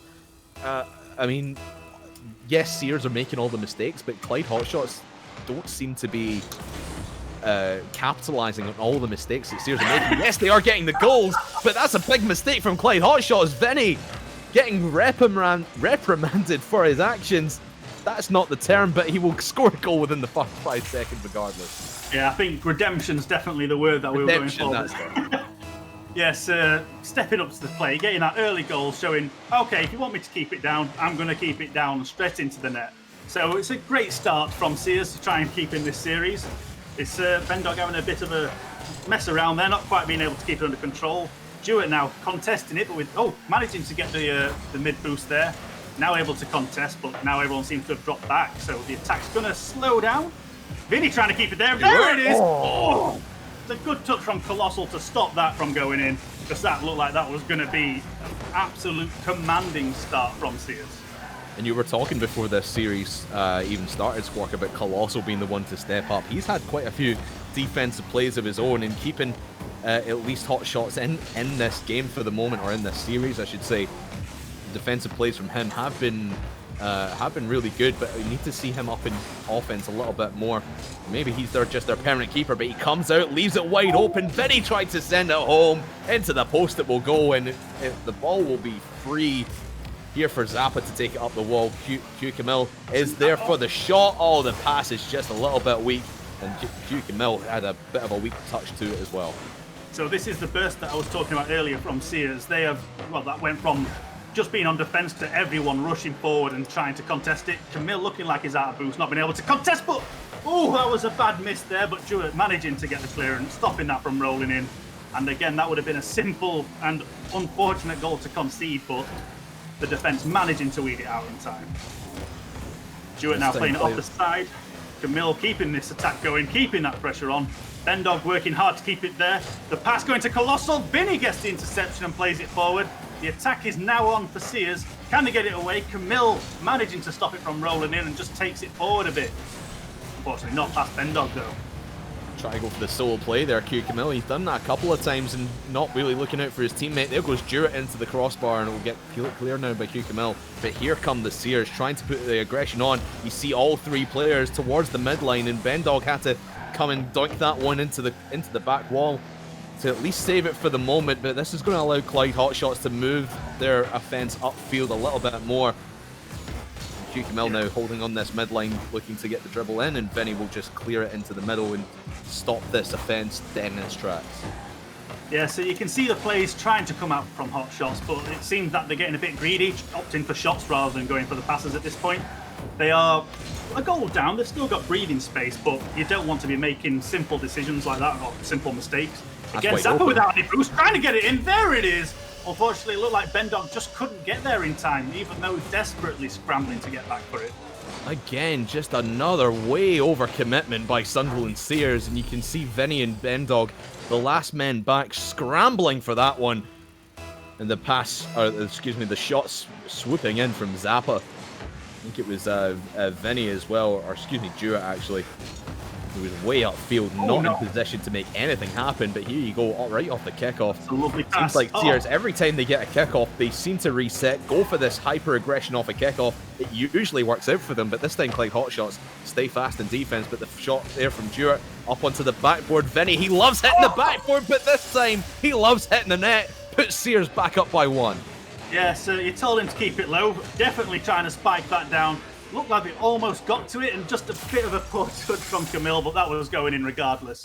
But we saw a few double commits from hot shots there, which, again, just it shows the weakness in their defence, showing that they are scrambling in these opportunities, and that is something that Sears can and will exploit every single time. Looks like ball's been played forward by Camille. Jewett with the save. Obviously, it wasn't a potential shot, but it was on target. Now we're going to try and slow it down now they've got the numbers advantage. Trying to get it past Colossal, but Colossal reads it, keeps the pressure on and the ball in that half. Vinny taking it past 1, plays it to Bendog. Bendog tries to go for the second touch. In fact, so it's a nice little fake-out backflip there, if that's what you want to call it. Jewett wins the trade there, passing it to Vinny. It's just a bit too aggressive. Vinny can't and does not, hasn't got the boost to actually see that in. Then again, there was a good attempt from Bendog. Another brilliant save from Camille, desperately trying to keep this alive. Oh, and again, looks like it's another block shot. The pressure is now on Sears as Colossal was playing it off the corner. Jewett trying to see this away, managing to beat out the player. Bendog deciding to leave it. Zappa leaving it as well, though. It's starting to look a bit dangerous. Real end-to-end Rocket League here. Squark is both teams going on the attack, and I was talking earlier about teams or Clyde Hotshots trying to boom the ball downfield and flip field position. That's exactly what they're doing, but they're not following those shots up. They need to clear it into the Sunderland Sears half, and then have someone in the midfield to be there to keep it in their own half. And now with 30 seconds remaining, they need to get this one somewhere in the middle. Hugh Camille is there, but he's not there in time. Zappa will try and keep this one dangerous, but threw it into the corner. Colossal will proceed on this one as we tick towards 15 seconds remaining. Everyone from Clyde Hotshots just in a poor position, and it's going to allow Jewett to just dribble this one back into the blue half. And in the last 10 seconds, they might go for one more offensive play, but it's going to get stopped in the midfield, and the Sunderland Sears will drop this one to the floor, and they're on to match point. Whew. Yeah, I think that was a great performance bouncing back there. I seem to have lost track of the series, and I'm going to blame that on the heat. I'm a Yorkshireman. I don't do 32 degrees. 2-1 to Sears. Thank you. So, yeah, it looks like my prediction was wrong already. Sears bouncing back from that fatigue and showing they're definitely still in this. So, yeah, definitely. And I mean, like I was talking about, there was times where Sears were overcommitting, and they were just really, it was weird plays every now and again. They were just pushing a little bit too hard, and Clyde Hotshots seemed to have snuffed that out a lot more, and they were going for those booming shots downfield. But you could see that there was times where they'd boom it back into the orange half of the field, but then they wouldn't follow it up. They'd just wait for Sears to collect that ball, and they would just give possession straight back to Sears. And you can see that in the shot total, 6 for Sears, only 4 for Hotshots. And it just shows you how aggressive Sears are being and how very passive the Clyde Hotshot guys are playing as well. Absolutely. It does seem to, what I mentioned earlier, again, Hotshots are opting to play for slower, methodical plays, but that's the thing with burst players, it will always catch them on the back foot. And Sears were showing that with their defence being a bit, it looked like they were getting absolutely smothered, and then all of a sudden the ball's going towards Hotshot's net every single time. And it's something Hotshots are going to have to start dealing with, is waiting for that burst play, waiting for that breakout, and having enough people with enough boost to get back in time to make sure that there aren't easy opportunities. We're just going to have a bit of a delayed start to this game as well. I think one of the players from Clyde Hotshot is just restarting his internet, so he'll be back in just a short moment. But for now, I was talking about Clyde Hotshots trying to flip field position half the time. And it is, like I said, it is working. But what, in your opinion, Squawk, what do you think is the one thing that they need to do to capitalize on a lot of the mistakes that the Sunderland Seers are making? I think they've got to have more faith in themselves. It looks like they are leaving opportunities that could easily convert into an attack on goal. But they are, I think, maybe a bit of pressure's getting to them, and they're sitting back afraid to make a mistake, which in turn is becoming a mistake in itself. So I think if they have a bit more faith in themselves, a bit more confidence, and go for those shots or those attempts that they don't think is going to happen, it could actually work in their favour. And that's kind of what we saw with the Sunderland Seers as well. When they had that confidence behind them, they were going for a lot of more shots, and they were connecting with quite a few more challenges as well when they were playing against Ferrers. But here against Clyde Hotshots, again, I hate to pick on. I'm so sorry, Vinny. But again, so many mistakes that you've given away to Clyde Hotshots. You're just getting very lucky that Clyde are not capitalizing on those mistakes. So for me, Clyde Hotshots, capitalize on the mistakes that Seers are making and stop this aggression on kickoff as well, because it always seems they're losing the kickoff, and straight away, Vinny has one in 7 seconds. Again, Seers up by 1. Maybe you just need to pick on Vinny a bit more, because every time you mention him, he then goes, okay, how about this on for size? And it's, like you say, a lot of the times his shots are just not on target, but hot shots aren't being able to capitalise off it. But he's showing time and time again that skill is there.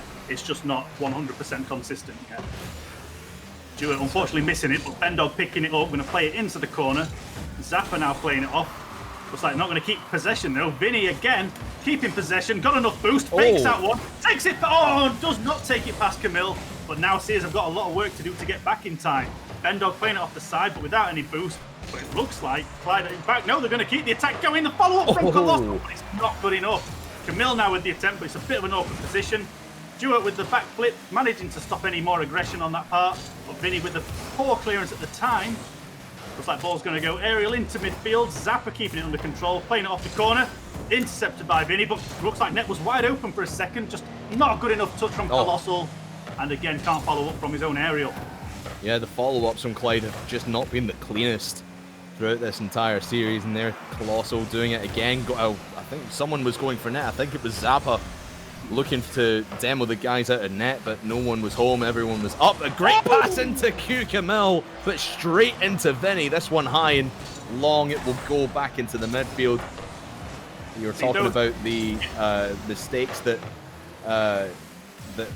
Sunderland Seers were making, and Clyde just not aggressing on them. Now they are starting to get a few more attempts onto net. There goes Zappa into the corner, and you can tell they want to be aggressive. They do not want to drop out of this competition just yet. No, that was something I mentioned earlier about Hotshot seeming to favour the set pieces, and we saw just how well that worked. You don't need anything fancy, just passed it to a teammate who's in a better chance, or better position to have the shot, and then that nearly turned into an equaliser.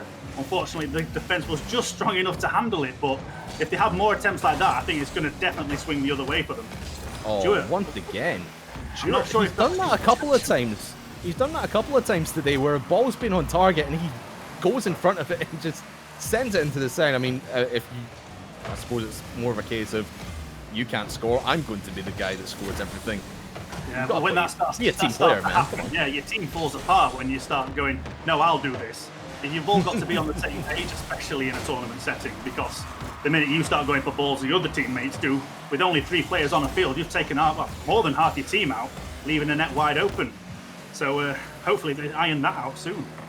So maybe it's just a case of unfortunate timing, wrong place, wrong time, but regardless, it's been Jewett who's been the culprit of a lot of these own saves, if you will, throughout the course of the day. Only 1 goal ahead are the Sunderland Seers. Still a bit of a slower paced game, this one. Only 1 goal on the board with 2 minutes remaining, but you can see Clyde Hotshots are wanting to start to push up a little bit more. They're wanting to gain that little bit more field position and put a few more set pieces, as you say, Squawk into the middle of the field. But you feel that Sunderland Seers are starting to read them a little bit more and shut them down before they can even progress. It was a nice demo from Vinny there, freeing up the net, but unfortunately Bendog just not in the right position to cross it back in for the shot. But saying that, Vinny's now going to pass it over. Bendog again just on the wrong side of the ball.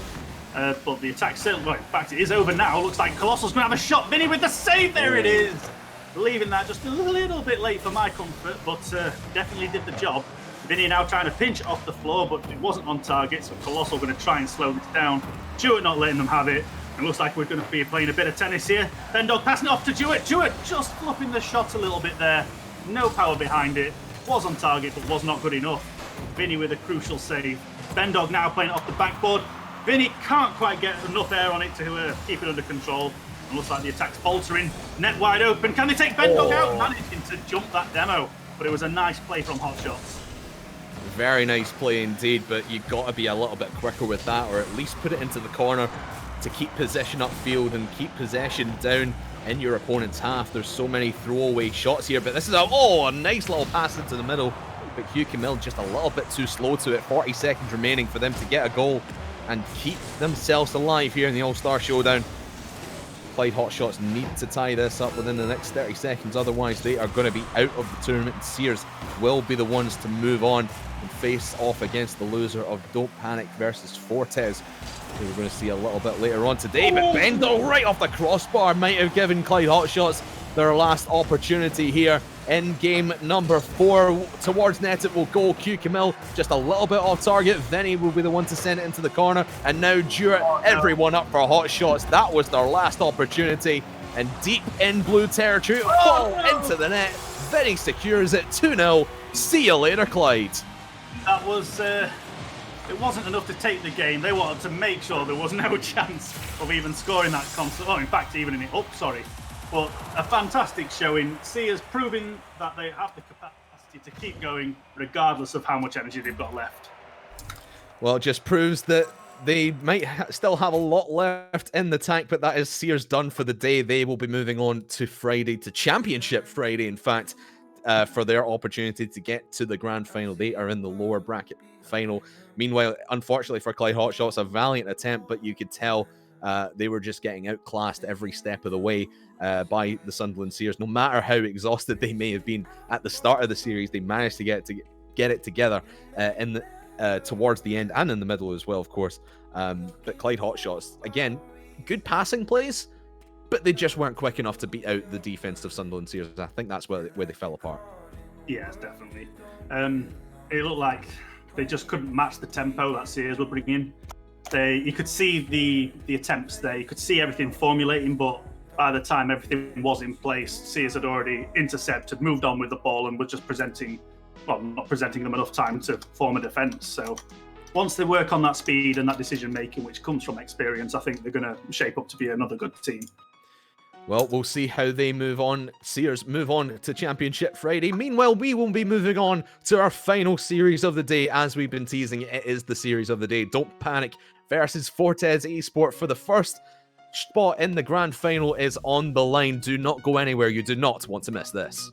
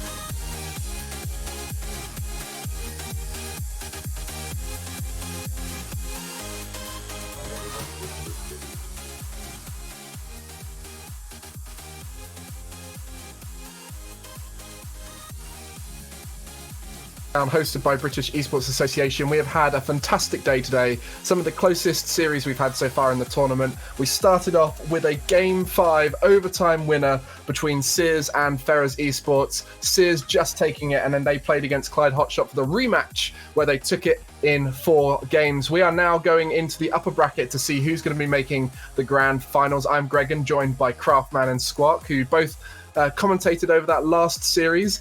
I think it's safe to say the result, I mean, Craftman, you predicted it perfectly. I'm pretty sure you said 1 game to Clyde and 3-1. So what was it that you were expecting that happened so much? Yeah, and I mean, Squark was kind of right as well. Sears did seem a bit fatigued starting off that game number 1, and they kind of fell away in game number 2.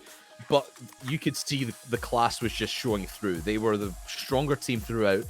Yes, they were making quite a lot of mistakes, but Clyde Hotshot didn't really seem to pick up on those mistakes, and I think that's what let them down, was identifying where Sears were making those mistakes, and they just couldn't capitalize because they were getting beaten so hard in their own half. Yeah, and I think it's great to see these kind of names repeat over and over again, seeing them in the final rounds. We've seen these guys face off in final of the most recent British Esports Association Championship, and now we're going to be seeing Sears go on once again, and it seems like Sears are Clyde Hotshot's bogey team. What do you think Clyde Hotshot needs to do next time, Squawk, to really step up? I think it just comes down to experience. I think, like I mentioned earlier, they just couldn't match the pace of Sears, which is something they're going to have to work on.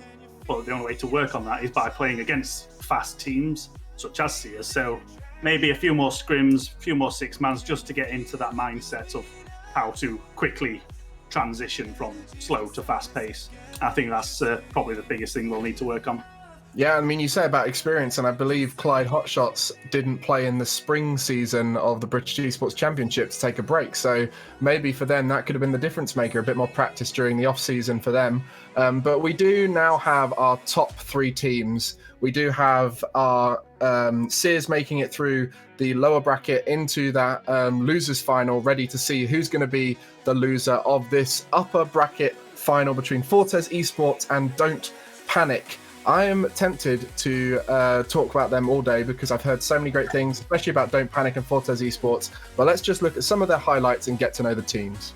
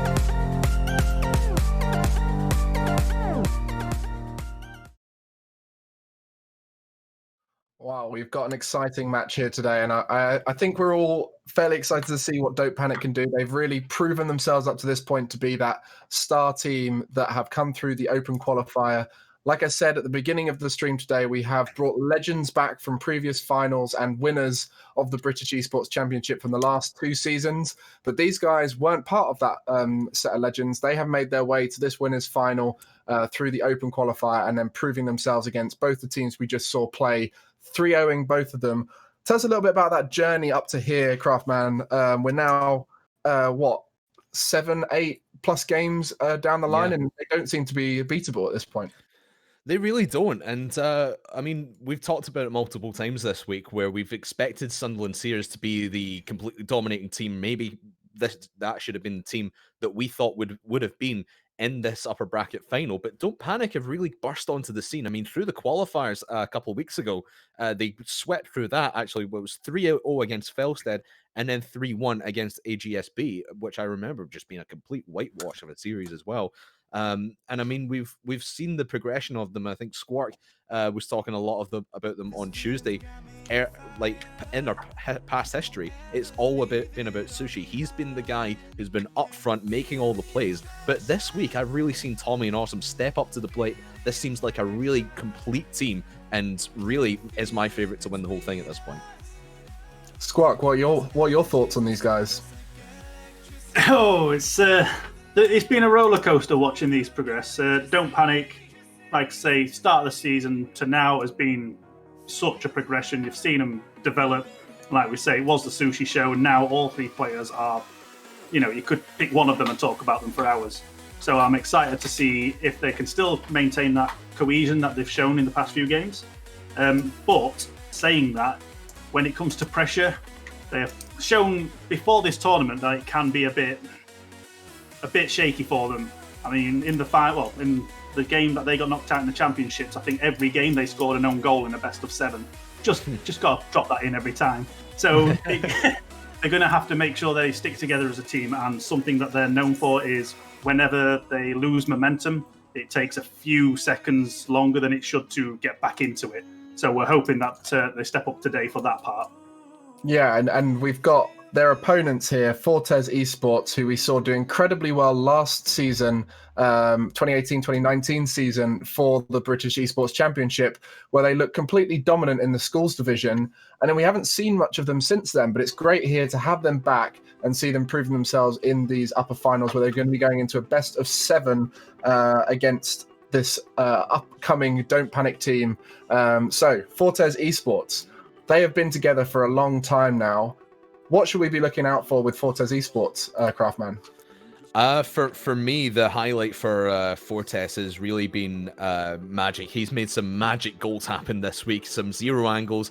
You can never tell when he's going to shoot on net, and usually it's one that's going to go in. I mean, I think the series for me earlier this week, but for them, was against Ferrers.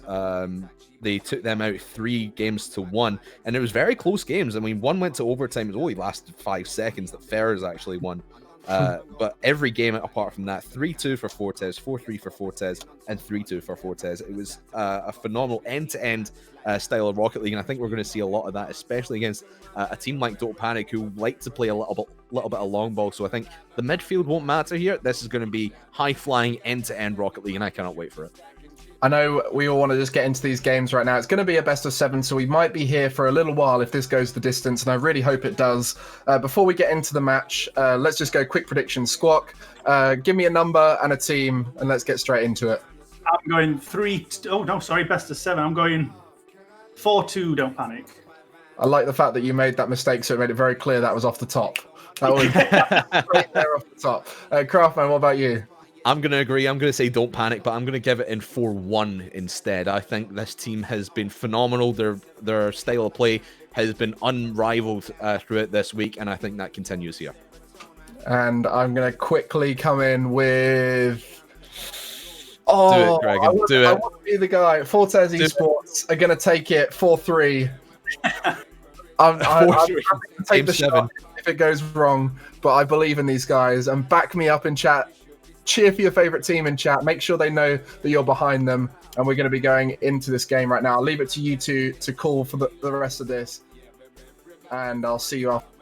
Thanks, Greg. And I will say it was a bold prediction that this one would go all 7 games. But not to rule it out completely, but Fortes, they have been a phenomenal team, and to see them up against Don't Panic, it's going to be interesting how this game 1 pans out, and I think that's going to tell a lot going forward if Fortes are going to challenge in the midfield and start to play a little bit more in the trenches, or if they're going to allow Don't Panic to have the space and everyone play this end-to-end style like we've seen from both of these teams so far this week. Yes, I think the key for Fortes to take this win is just making sure, like we do notice Sushi was the star player. Now, all 3 players, you can't man-mark all 3 players of the team now. But we know that they, like you say, play end-to-end. So they're going to have to try and bring this down and make sure that they play their game rather than Don't Panic. And that is going to be the key for Fortes to take this win. Well, let's not hesitate any longer. Let's get the I was going to say the grand final. This might be the grand final tomorrow, but right now it is the upper bracket final. Best of 7 to decide who does go to the grand final. I was going to say the upper bracket final again. Remember, whoever progresses from the upper bracket gets a series advantage tomorrow in the grand final. It will be bracket reset if the team who comes from the lower is able to beat out whoever wins here in a best of 7. We'll come to that when we come to it tomorrow. Later on, cannot wait for that grand final tomorrow. But right now, this upper bracket final, I'll get my terminologies spot on at the start of this match, and everything just a little bit feely-outy, trying to feel each other out. But there's Tommy, get it to the side. Actually, Sushi will get credit for the save. But you can see Fortes trying to bring the fight to Don't Panic straight away. Yes, I think when we said it was going to be end-to-end stuff straight away, I don't think the ball touched the floor for about a good 30 seconds there. So it just goes to show both teams are wanting to keep this in the air and let their true talent shine. Dax now popping it up, going to try and follow it up with an aerial. Sushi tries to contest, but doesn't quite get there. It's now damage control from Tommy, going to play it into the corner, but it goes straight to James. James centres it, but Dax had just backed off, so unfortunately no attack coming from there. Although saying that, he's dropping right in front of goal, and Tommy getting a crucial clearance away from that open net. And again, Spruce knocking it back in, but these are some long shots that are come flying in, and it's a good response from Don't Panic to keep this out right now. And one member of Fortes that I want to highlight right at the start here is James G. He has been on another level this week, and he gets the pass into Spruce Chimera for the first goal of this upper bracket final. 3 minutes and 32 seconds still to go. Wins the challenge out with Awesome, and it's an open net for Spruce to just pop that one in for the easy leads. Yeah, Don't Panic will be kicking themselves a bit for that. It was the clearance didn't quite go the way, but they did not respond to that in time. But again, game 1, everyone's finding the legs. It's definitely not the end for them, but that is a nice chip from James. Goodness, James! Oh my lord! He's managing to keep that under control, and again, just showing that both teams want this ball aerial, but it turns out Fortes are actually the ones demanding there right now. James's mechanics have been on point this week, and just bringing that out at the start of this upper bracket final, absolutely phenomenal play. And I think back on Monday, when we saw these guys taking on Ferrers in their first round matchup, it was really Dax who we were looking at being the star player on this team, but we saw James break out to another level, and there's his third shot on goal so far this game. Yeah, it was brave for Dax going for that ball there, 0 boost. Looked like just trying to get rid of it, but put him in a very unfortunate position. Open. Sushi gets the rebound, absolutely brilliant, and that proved my point. Dax going for that ball with 0 boost, it just left the net wide open. Sushi just capitalising off that easily. Yeah, big double commit between Spruce and James, just letting that one go by them, and no defense rotated in, expecting their guys to win the challenge. There's an open net, and this might be right off a kickoff, and it will be. Sushi ties things up in quick succession. James just demoing Sushi out there, just deciding, yeah, you'll get the goal, but you're not going to be around to see it. It was a nice attempt for Spruce to get back in time, but Sushi just managing to pinch it in there.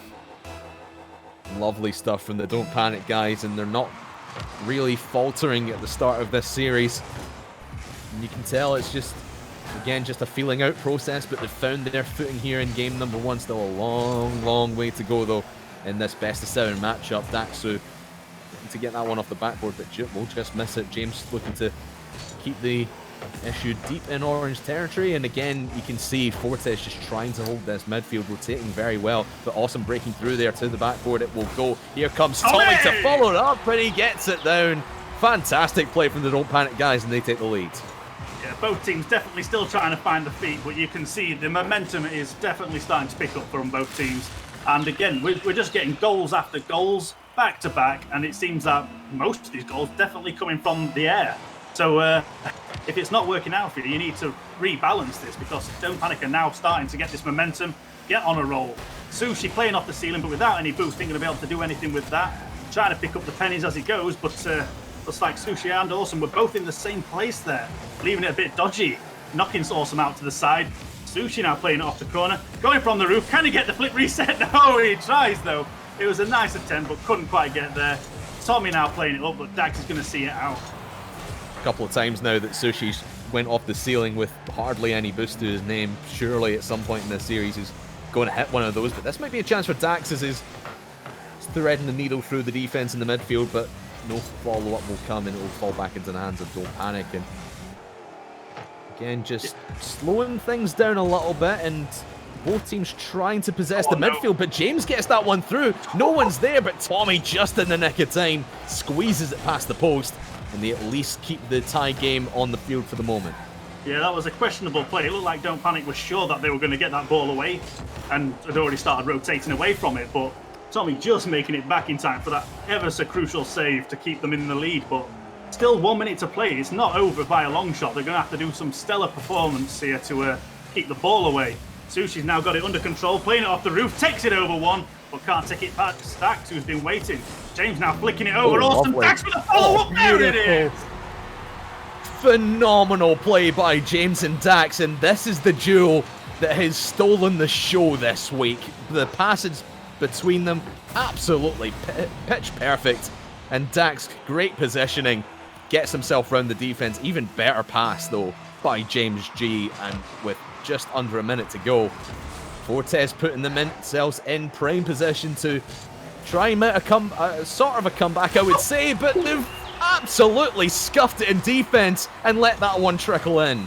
Oh, I'm not sure what happened there. It looked like James and Spruce they're both waiting for the ball, but oh my goodness. How all three went for it and yet no one got the touch, and it seems such a simple save. And they're going to be kicking themselves over that one, but yeah, Don't Panic taking the lead back in this. And again, 7 goals in game 1. This is just showing you the capabilities of both these teams.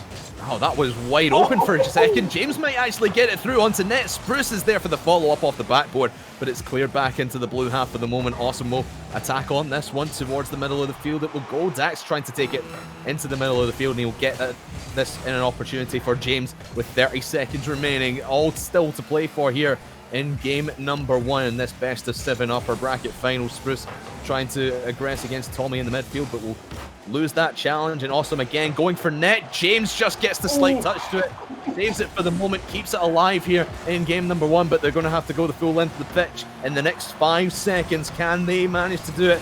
Dax will certainly try, gets it to Spruce towards net, might go, but he misses the shot, misses the touch, and Don't Panic keep their cool and take game 1. That was an absolute fantastic performance from both teams there. Both showing the capabilities in the air, and I'm not sure who's better there right now. There was a few, I mean, it should have been 3-3. That shot there where all 3 players went for it from Fortes, that should not have been a goal. So, yeah, I think both teams showing that they're very equal at this point. This is looking to shape up to be a phenomenal upper bracket final. Either team could really take this, and we've only seen game 1. I mean, in the couple of series that we've seen today so far, Squawk, in game 1, we've seen one team take the lead in or take dominating control, and in game 2, it's the other team who just flips that on its head. But in this one, you could really see it going either way. No real team took dominance over that match, and it ended up being a close one in the end. And I can see this. I might actually have to agree with Gregan for once in my life. This might even go the distance. I would absolutely love to see it go to game 7. My voice will definitely hate it, but we've still got another day tomorrow, and I'm sure. In fact, I've got some cough lozenges here ready for it. But I've got some Strepsils over there. Other brands are available, so I'll be needing some of those after. I got some water that I'm not going to show the label of either. Just about. I mean, we're not the BBC. Hey, come on.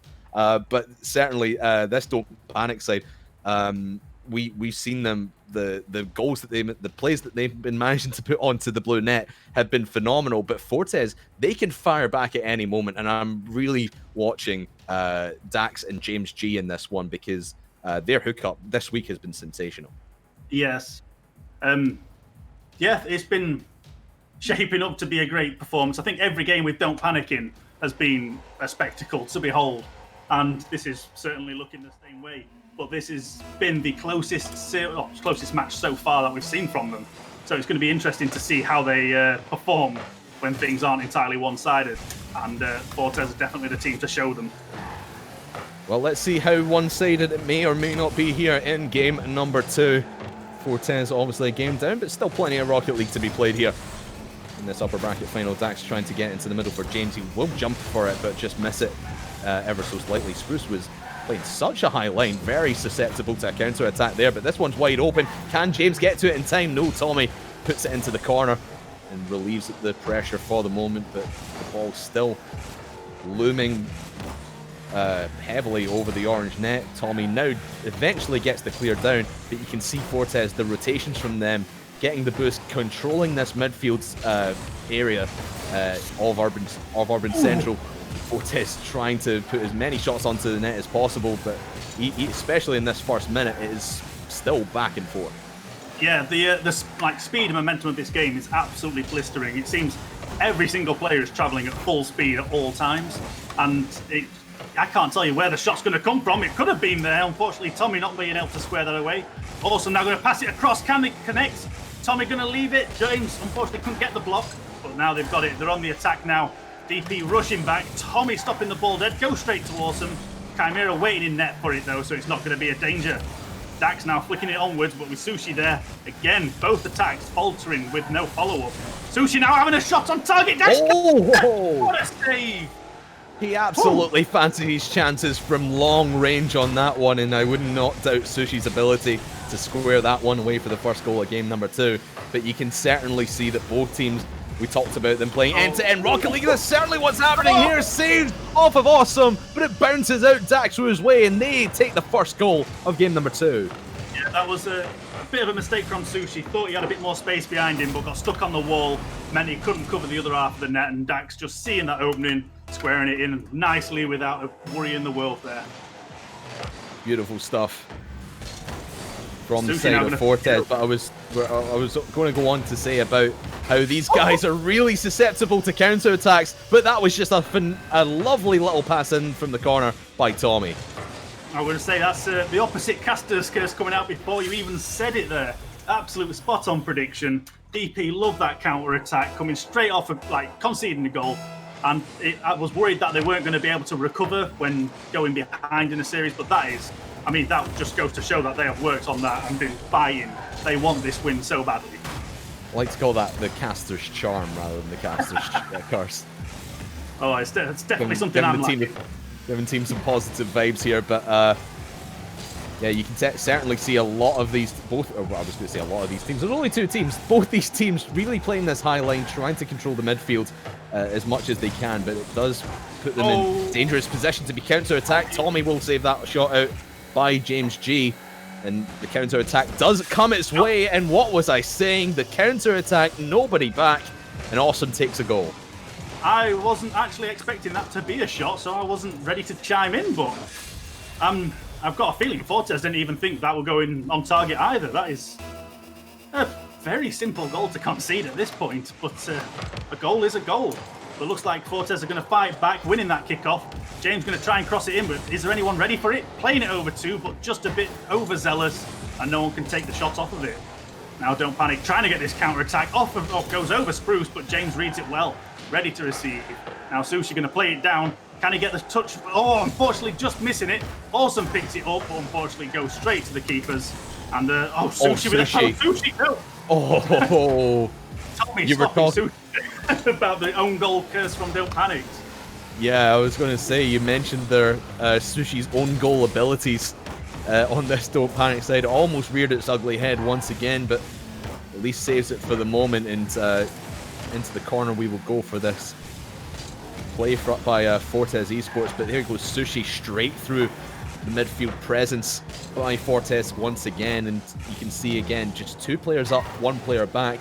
If that player at the back misses his touch, it's all over for that particular team, and it seems like Fortes are still happy to let someone play at the back line and let the guys up front do their thing, but it's not working out for them at the moment as the defense from Don't Panic is all over these kind of plays. Yeah, so they're defending very well, but they are showing a few weaknesses here and there. And again, they're starting to get a bit starved on boost when defending. I'm hoping that they can get that under control. Sushi just missing that. Also, I'm going to try and keep this alive. Unfortunately, beaten out by James. But Tommy now keeping that attack going. Going up for it. Takes it over another one. It's going straight in. Sushi with the steal.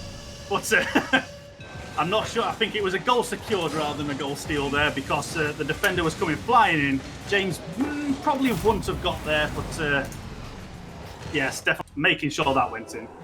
Yeah, that was all down to Spruce just being too aggressive on that. Should have let the play come to him. Let Tommy try and flick him a little bit closer to the net. And he might have flicked it high, but what a play off of the kickoff by Don't Panic. Awesome, and Sushi hooking up for this one, but this was all 3. Tommy with the kickoff. Awesome with the backboard touch, and all the defenders flying at that one, leaving it wide open for Sushi to send it into the back of the net. 4-1 now for Don't Panic, and they look well in control of this Fortes Esports side. Yes, it's worth noting when Don't Panic played against the university teams, a lot of their goals again came off backboard plays, and again that was just showing that they are using that for passes, shots, and everything. We've got an attempted demo from Dax there, getting very aggressive. In fact, getting the chip though. Spruce Chimera managing to beat the keeper out and keeping Fortes in this game. A little bit of a double commit there by Tommy and Awesome. They both went up the wall together. Awesome does get called off, but he's in poor position to try and save that one away from Spruce. Unfortunately, does not have enough boost or momentum behind him, and he lets that one in. Fortes Esports, still 25 seconds remaining on the clock to get 2 goals. It's not all over for them just yet. We know how well they can play, but James, he needed to be there to make that play, but gets demoed away by the aggression of Don't Panic. And with this time ticking down now, Squawk, it looks like Don't Panic are going to take a 2-0 lead in this series. And Fortes Esports, they've been with it the entire time, but it doesn't seem like their style of play is getting past this defense of Don't Panic just yet. Yes, again, one of the weaknesses I did point out on Don't Panic is the fact that when things don't go their way, they take a bit longer to recover from that. But if Don't Panic aren't giving Fortes the opportunity for that to happen, I mean, we could go and see this to be a 4-0 sweep. I mean, it's starting to shape up that way. We're just going to have a server resetting. Not our fault. But yeah, definitely a good performance from Don't Panic.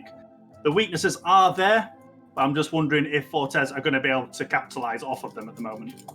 Yeah, I was talking about how it's really been more prominent from Fortes. They've been pushing 2 men up and leaving 1 man back, and just letting the 2 at the front do the dirty work, and the guy at the back just cleans up if a ball comes his way. But you've seen Don't Panic of ending at the complete opposite direction from that guy who's sitting in the midfield. They're just working this pitch to their will, and putting the ball in spaces where Fortes aren't able to get it. They're not covering those spaces where they really need to cover. And for me, I know Fortes want to be aggressive. I know that's their style of play. But against this Don't Panic side, who are pretty much doing the same thing, trying to play this high line and be ultra aggressive, I'd like to see them sit back a little bit more. Try and let the play come to them, get a save and a counter attack, and that's what's going to beat this Don't Panic side if you are going to be able to beat them. Yes, Don't Panic definitely seem to be the kings of comebacks or counter-attacks. They definitely love that burst play I was mentioning in the previous series.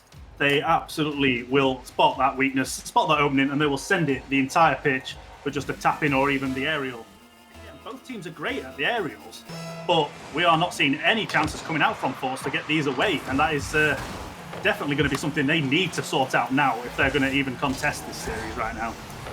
Well, let's see if they can sort it out right now. In game number 3, 2-0 down are the side of Fortes Esports. Don't Panic are keeping their cool and looking to be smooth. Yeah, but not I didn't want to say it, but you said it, so I'm going to say it. They're not panicking whatsoever.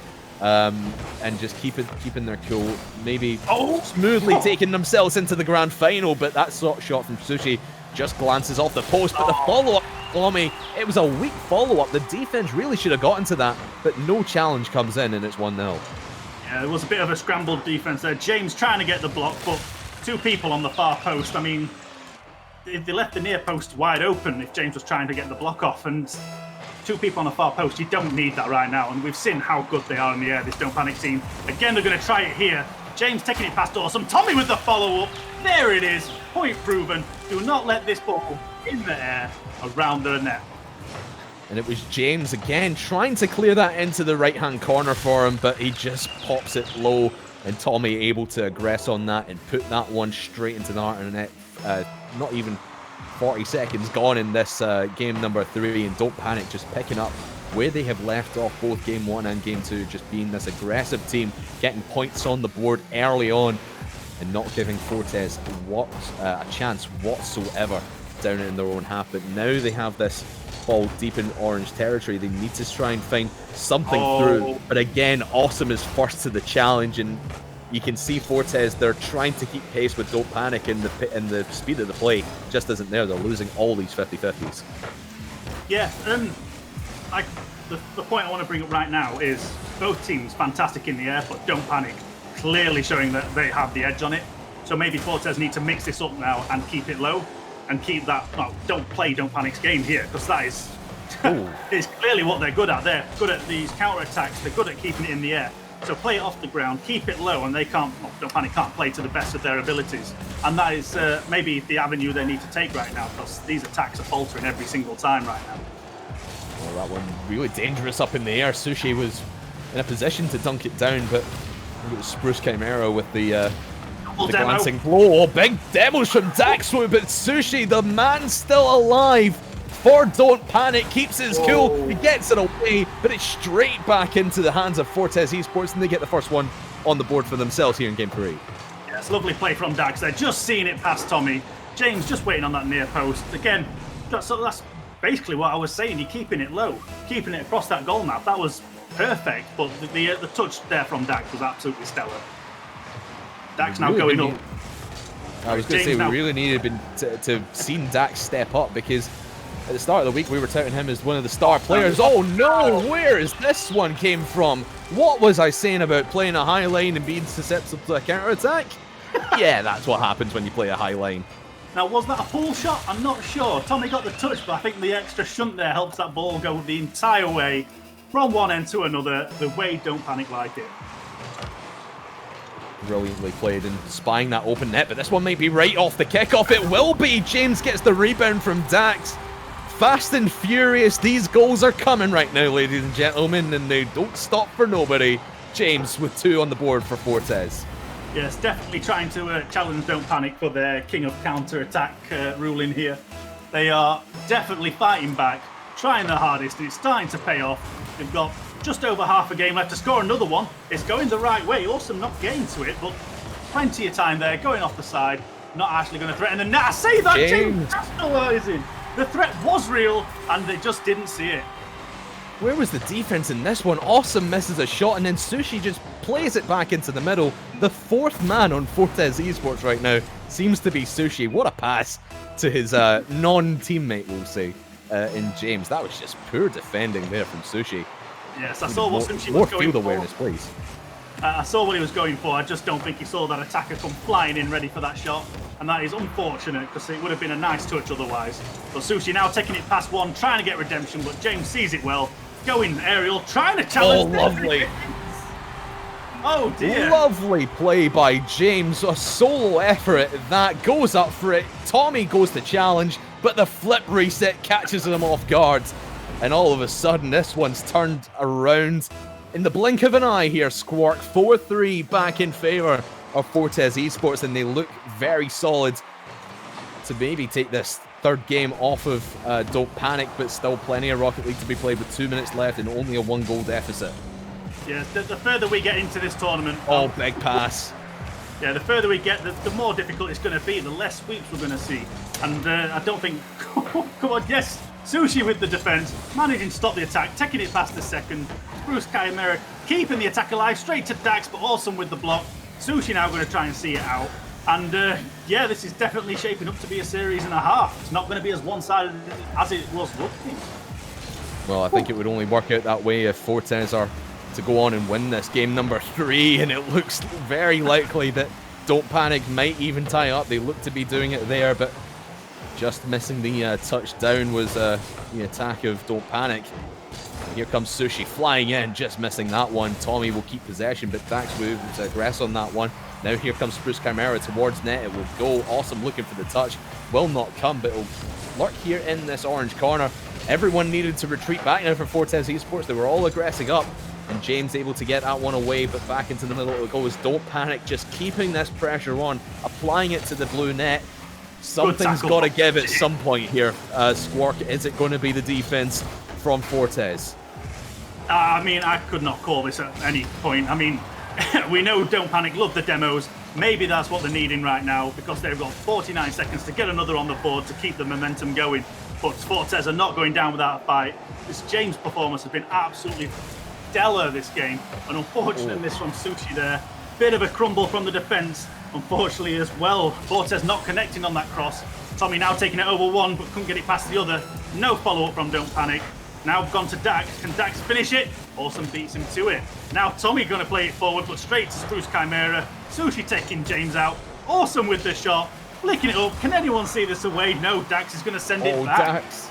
Oh, I thought that one might have been looking in there from Dax, but it at least drained some seconds, some precious seconds off the clock for Don't Panic. Spruce Chimera was there for the open net opportunity, but the defender able to get into the corner. They're going to have to do a full court carry in 0 seconds, but it looks like that might not happen. Austin will keep it in the air for the moment, but it will drop down, and Fortes finally get a game on the board. So we're not seeing a sweep. That is fantastic. That's a good thing. Yes. But yeah, I think Fortes have adapted very well there. They start to show some resolve. It might have been a bit of a carry from James, but Dax and Spruce have also been absolutely playing the socks off there with the defense and the passes. I mean, you talk about the carry from James. 8 shots alone from him. The only other shot from Fortes in that game came from Dax with 9 shots total, 8 from James. Absolutely phenomenal. And all 4 goals as well. So I guess 100% goal participation.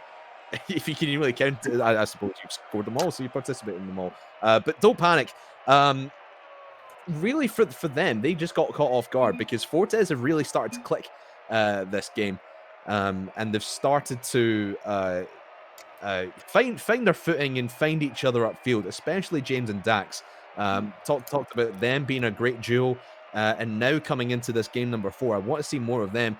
And Spruce Chimera, he's been a little bit quiet for me, and usually that's a bad thing, but in this case it's a good thing. You let your best players do their work. Let James and Dax work their magic upfield, and you just be the man there to clean up any plays that go astray. But of course, you still got to be wary of that counter attack. You saw that big long ball, I believe it was from Tommy, from his own half to I think it was to tie it up at the time for Don't Panic. But you could see again just Fortes trying to be a little bit too aggressive. Don't Panic know they can counter attack it, so they're going to have to be very wary about where their positioning is in this game number 4. Yeah, something that Don't Panic can definitely do, and we know they've done it in the past, is now we know James is the one to be watching. They need to start doing some targeted demos on him to make sure he's not going to be taking part in every single goal coming from Fortes' way. So maybe take him out the game and you've got a free game on yourself. Dushi now going to try and play it off the back, but spiking it down. Just not good enough though, but it was a valiant attempt. Tommy now challenging, trying to keep the attack and the pressure on, but it's been cleared away. Going down to Dax. Tommy going to try and intercept it, but sends it straight to him. Awesome now intercepting, playing it forward. James not letting it get past though. I was thinking as well in that last game that Sushi had been a bit of a non-factor in my opinion. He wasn't really contributing too much, and then he was making some crucial mistakes in the back line as well. So I want to see him step up and get back to his winning ways here in game number 4, at least in terms of individual performance. But here comes Dax with a shot. Weak enough shot. Sushi able to corral that quite effectively, but now Spruce Chimera will Go for net. Actually bounces down. Tommy was turned around. No idea where to go with that one. And Spruce finds the top left corner. That was a great shot from Spruce sending there. Tommy just a fraction off that save. But these are the chances that Fortes are going to take now. And Don't Panic definitely need to work on the defense. They need to get the momentum back under control, because we've seen it before where they start to crumble when they think they've got it. And that was evidence of Awesome missing out there, but just the saving grace that it missed the net. But they definitely need to start pulling something out of the bag. James spiking it up. Spruce sees the opportunity, and that is a textbook play. Brilliant awareness from James, knowing his team's there, even just to hold it in the air for Spruce and then to get there. And you can see again, the Don't Panic defense has been a little less than solid. There's been times where they've been a bit scrambly and a bit on edge when the ball has been coming their way, and when Fortes have been putting multiple shots towards the orange net, they can sometimes get themselves out of position, especially Tommy. He's not really been rotating too well. There's been times where he's just driven straight back into net. He loses all momentum. He turns round and he's just way out of position. You saw it in those couple of goals there from Spruce. So I want to see him rotate a little bit better in terms of Don't Panic. But now here up in the blue half of the field, Awesome will chip that one towards net, but it's an easy enough save for Spruce. He'll keep that one at bay for the moment. Yeah, something to note is the pressure that, we're all guilty of this. We've all been saying how fantastic Don't Panic are, how they're going to clean sweep games. But the amount of pressure that must add for these players is atrocious. Everyone roots for an underdog. So to be the team that, everyone thinks is going to win, you put yourself under a spotlight. And maybe that is what's happening here, is the nerves are starting to get to them. They're not playing as well as they think they can. So then they're making riskier plays, and that is what's unfortunately being the downfall at the moment. Here comes James though into the middle. Spruce was on the follow there, but good enough save from Sushi. We'll keep it at bay for the moment. Dax looking for the double touch of his own. And now you can see Fortes trying to move upfield a little bit faster, but now Tommy relieves that onto the backboard. Spruce Chimera is the only man back, and he will at least make a challenge and stop Don't Panic from aggressing too hard. But Tommy able to find boost. This one might be looping in. Sushi was there, but he was not quick enough. Austin with the follow-up. Nowhere to go. Straight into the path of the defender. And Don't Panic still trying to find a goal here in game 4. Yeah, so the defence from Fortes it's definitely improved as well since game 1. And it seems like a completely transformed team. They've found the footing. Again, game 1 nerves maybe coming into play there, but now that James has got this under control, Spruce is the one with the most points right now and the most goals in this game, but maybe we were wrong to focus on that one player. Maybe the entire team's a danger. Dax now trying to pinch it off the wall, sending it past Sushi. But is there anyone left to pick it up? Spruce Chimera flying in. In fact, wait. That is so unfortunate for the Don't Panic side. Just a misplay from the attacking player, and no one expecting that one to bounce towards their net, and no one able to scramble back in time.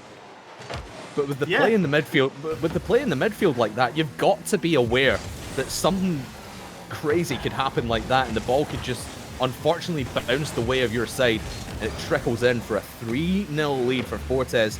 Now with 60 seconds on the clock, it's still all for Don't Panic to do. Yeah, they're going to have to do a lot of work to get this back under control, but I think with 50 seconds left and the way Fortes have been defending in this game, it's going to be too much to ask for. So maybe try and use this time to figure out what this weakness is. How are they going to bounce back from this? Because Fortes have put such a counter-attack on now that it's starting to challenge Don't Panic. In fact, also managing to get the shot, but Dax with a nice block. Looks like Tommy's going to try and keep the attack alive. Awesome beating to the ball. Sushi just getting to that. That would have been an open net, and that would have been the final nail in the coffin. Yeah, you can see these infield passes from the side of Don't Panic. They're just a little bit weak and just not fast enough. They're really being a little bit too predictable, and Fortes are reading these plays before they're even happening. And that's the reason that Don't Panic just haven't seemed to get going in this game at all. James will go for the nail in the coffin. In fact, lovely play off the backboard to secure the win, if it wasn't secured already. But 4-0 looking to be the final score of this one. What a performance by the Fortes Esports guys. Yeah, it's definitely shaped up to be a stellar performance from them all of a sudden. I would not have guessed they'd bounce back this well, and they certainly have. And the nerves must be getting to don't panic, because we have seen the cohesion starting to drop. They're making simple mistakes, and it is just unfortunate to see at this stage. It really is, and you could see the confidence shining through in the first couple of games, but these, when they've been choked back in their own hat, or really having the ball taken away from them, is more so what Fortes is doing. And don't panic, really, when they're off the ball, they're, for lack of a better phrase, they're just not on their game. I was going to say off the ball, but I felt of a better a better phrase for that. But regardless, when Fortes are putting on a strong attack as they did, don't panic just cannot seem to be.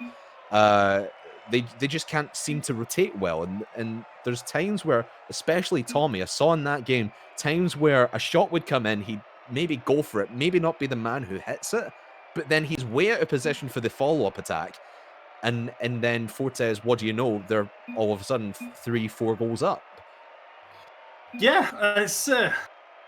I think what's happening here, from my perspective, is I think Don't Panic got complacent. They realised that they were dominating in the air. They were winning these challenges. They were winning the counter-attacks.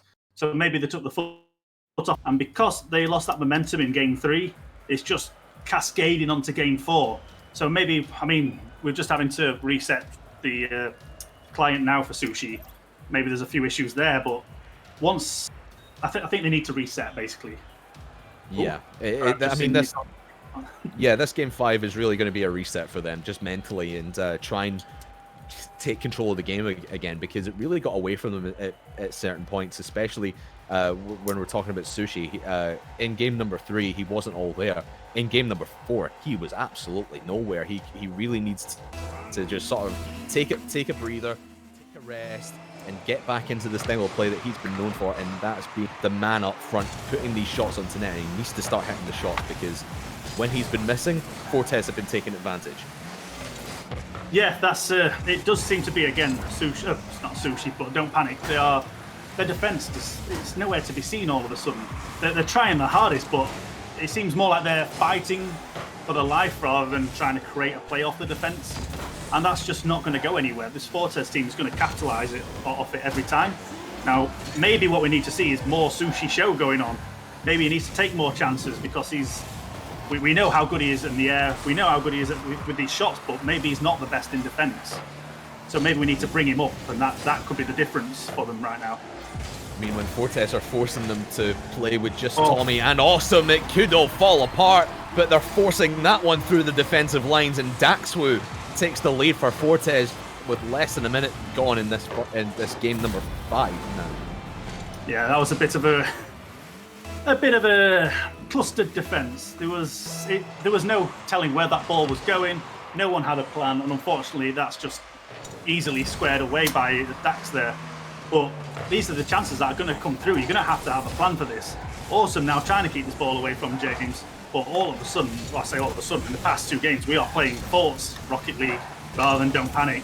So who knows if they're going to be able to come back from this. Awesome trying to bring this down, but it's gone straight to James. James has a crack, comes off the backboard. The follow-up misses, but Dax is there, sends it towards net, and there we go.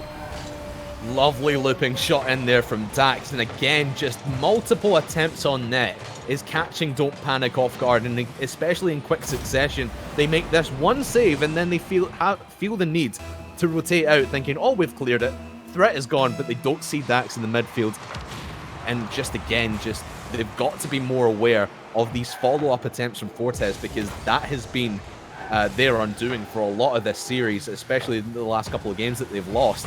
But now Don't Panic looking to retaliate. They've got one on the board straight off a kickoff, pretty much. Yeah, that's the counter-attack and maybe the momentum shift they needed. That's the plays that they have been best at, playing it off the backboard or the corner, getting it in the air, and that's when they're performing best. So we need to see more plays like that. They are showing that they're trying to bounce back, they're giving it everything they've got. And yeah, I don't think we can rule them out now. They've definitely fought back, and I think Fortes are going to have to start looking at these the attempts that Don't Panic are sending their way and try and figure out the best way to defend it. Awesome going to send it towards net. James sees it off to the side. Dax is waiting for it. Sushi reads it well, gets the block, going to try and send it back in, but James gets there first. All three players from Don't Panic in this same corner. Sushi's tried to back away to get to a better position, but there's no cross there for him. Going to have to back away and try and reset for this attack. Certainly don't think you can rule Don't Panic out at any stage. They seem to be on the retaliation a bit now, but still a goal deficit. They are starting to be a little bit more aggressive. Tommy had an open opportunity there, but Dax able to get himself in front of it before it can progress. And now Sushi playing out of the backfield and right into the middle it will go for Spruce. And oh my goodness, it was Tommy to put it into the corner there, but he almost sent it into his own net in true Don't Panic fashion. But again, you can see Fortes just controlling the pace of the game, letting the play go into the orange half and control this game from the midfield. And Don't Panic are starting to get a little bit nervous, in my opinion, and they can tell that Fortes are still on top of their game right now. Yes, a very dangerous attack coming from Fortes. Sushi going up from it from an awkward angle, it manages to pay off, but Awesome couldn't connect. So that means the shot and the attack's going to die right there. Tommy working hard to try and get this ball away. Ball's going to drop down, gets the touch, but sends it straight to Spruce Chimera, but can't be good enough. Goes to James. James taking it over too. Awesome going to have to do some work. Seeing it past James, but straight to Dax. But Sushi sees Dax out of the game. Into the middle will go. Here comes Tommy. Looking to try and make a play up the middle. As he had two players in the middle of the field looking to get a pass into them, but they both get demoed out. There goes Tommy as well. Now Sushi will try and play from this corner, trying to find Awesome in the middle, but two defenders are there. It's going to be Spruce to make the touch, and Dax is still there in defense. And you can see that the rotations from Fortes are so much cleaner than Don't Panic. In every shot attempt that they are making, it's straight into the defender or it's straight into the back post. And it's so heartbreaking from Don't Panic. We know their striking ability is top notch, but they are not feeling it right now. And with a minute to go in this game at number 5, it's a nice still pass. need something to go on to net. It's off the backboard. Oh, and a miss from Sushi on a wide open net. That's got to be heartbreaking, and Don't Panic really need to keep this aggression up if they're going to get past the Fortes defense. Again, it's worth pointing out the fact that this is a schools and colleges competition. We're not used to seeing these teams perform in high-stress situations, so things aren't always going to go that way. It's just something that will develop over time. And again, they are putting up a fight. Lovely Sushi touch. With the attempt. Again, we've seen Sushi score 9 shots out of 10 on that situation. But in a high-stress situation like this, I just don't think it's going to matter right now. So many attempts on net and so many turned away by this Fortes Esports side. It might come down to this final attack here with 5 seconds remaining. It's popped high in the air. James is there to make the save. Awesome came across straight into the defenders, and this one is going to drop down. And Fortes find themselves on match point. One more game, one more win will send them into the grand final. Yeah, so I don't think many of us saw this reverse coming on. As soon as we said DP with the counter-attack kings, that was it. Fortes have fought back, capitalised on just about every chance they've been given.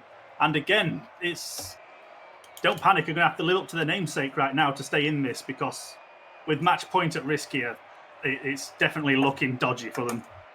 It really is, and for me, I mean, you hit the nail on the head there, that Don't Panic have just started squirming under pressure from Fortes, but for me as well, Fortes have adapted their playstyle from what they've seen of Don't Panic in the first couple of games. They've started to dial back the aggression ever so slightly. They are still quite aggressive, but you can tell that they're able to rotate out a little bit more smoothly and get a few more plays from their own half. They see Don't Panic coming up, they midfield, and they can tell that yes, one big booming clear into your half and you're done for. And that's exactly what Fortes are. And even when they are forced to play out their own half and take a touch, they can do that phenomenally well. They're winning these challenges more often than not. And Don't Panic just don't seem to have an answer right now. No, it's something we have seen from Don't Panic before, is when they're playing their game and they're in front, it is absolute plain sailing. But if it starts to crumble away, they panic. It's probably the only way I can put it. For lack of a better term. I hate to say that, but yeah, it's just unfortunate because, again, given time, maybe a bit more experience, they wouldn't feel as much pressure. But again, even if they do drop out in this game, they go down to the lower. And we've seen just how much they can bounce back from these situations. I mean, they lost in the championships, and then they've gone on to beat the people who won that, and then won the grand final. So they've clearly got that talent and that commitment there. It's just whether they can pull it out and sort of salvage this series. Yeah, and this is the most jeopardy that we've seen Don't Panic in throughout this entire tournament, throughout the qualifiers, throughout Monday and Tuesday as well. They seem to have had a fairly easy run at it, but now here in the upper bracket final, one series and you're in the grand final with that series advantage.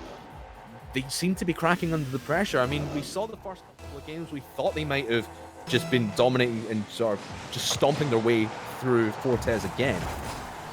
But you can see Fortes have that spirit behind them. They have the capability to hang with this Don't Panic side. And now as we turn into game number 6, awesome right off of the kickoff, 11 seconds in. That is the start that Don't Panic had been wanting, and Fortes a little bit weary after that kickoff. I was starting to think that Sushi had decided to sort of take command there. It looked like he took the ball off of Tommy, but in fact it played out well. Even without any boost, he was able to set up Awesome for the shot, and that is definitely what they needed to feel the momentum swing back in their favour. So it looks like they're going to play it forward to James. James going to try and spike it down. Just missing that, and that is not something I expected James to be doing after these last few games. Again, though, redemption shutting me up straight after I say it, getting the backup goal in.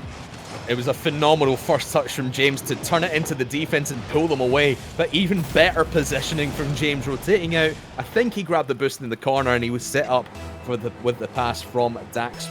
Absolutely phenomenal stuff from Dax and James. And again, we've said that all series long here, Squawk, that Dax and James have really been the standout players, this duo up front, putting pressure onto Don't Panic. And the passes that they've been able to pull out have just caught Don't Panic off guard at some points. And here goes James over the top once again to the backboard. Dax can't get there in time as the defense had 2 men on it. Yeah, that was a lovely play there, but without any boost, just couldn't quite square it away. That defense from Tommy sending it straight into Dax, who has another shot, but unfortunately not playing in their favour. But it's a nice pass over to Awesome, who's going to send it upfield. Sushi and Tommy realising they're probably not going to get there in time, but one mistake leads to an opportunity. Oh, it's a lovely save from Dax, but Tommy with the follow-up, sending it down, and it's just not a good enough attempt at a save. Fraction of a centimetre off, but that was a great follow-up. All 3 players from both teams taking part in that. And that's really what's been missing from Don't Panic the last few games here, the follow-up attempts on net. They've really been putting one shot on and then getting the hell out of there. But this time, Tommy with a fantastic follow-up puts it into the net, and you could see that all the defense had really committed on that first attempt, and that's what we've really been seeing from Don't Panic on their side as well. Now Fortes fallen victim really to the same kind of play, but this time now Don't Panic have the lead, and they've really found their footing once again here in game number 6. One more game in favour of Fortes Esports, and they will go through. Don't Panic would be dropping down to the lower bracket to take on the side of Sunderland Sears, and that would be a phenomenal game if that was to be the case. But I think whoever faces Sunderland Sears in the lower bracket final, whether it's Fortes or whether it is Don't Panic, that is going to be one heck of a series you do not want to miss tomorrow here on the British Esports Association channel. Absolutely. Every game tomorrow is going to be one you cannot miss. It's going to be an absolute carnage of a day. Don't Panic now trying to keep this under control, playing it back, but we know Don't Panic's strength is in their attack, so maybe they're just trying to slow the pace down, but that's not something I would advise for them personally. Sushi going to send it up to Spruce, but Spruce knocking it back. James now going to get this clearance, playing it off the wall. Tommy desperately coming back with no boost. Awesome trying to block, but it wasn't good enough. Oh, James! Oh, what a follow-up that was from James. I thought he was completely out of that play from the first touch, but there's Sushi over the top.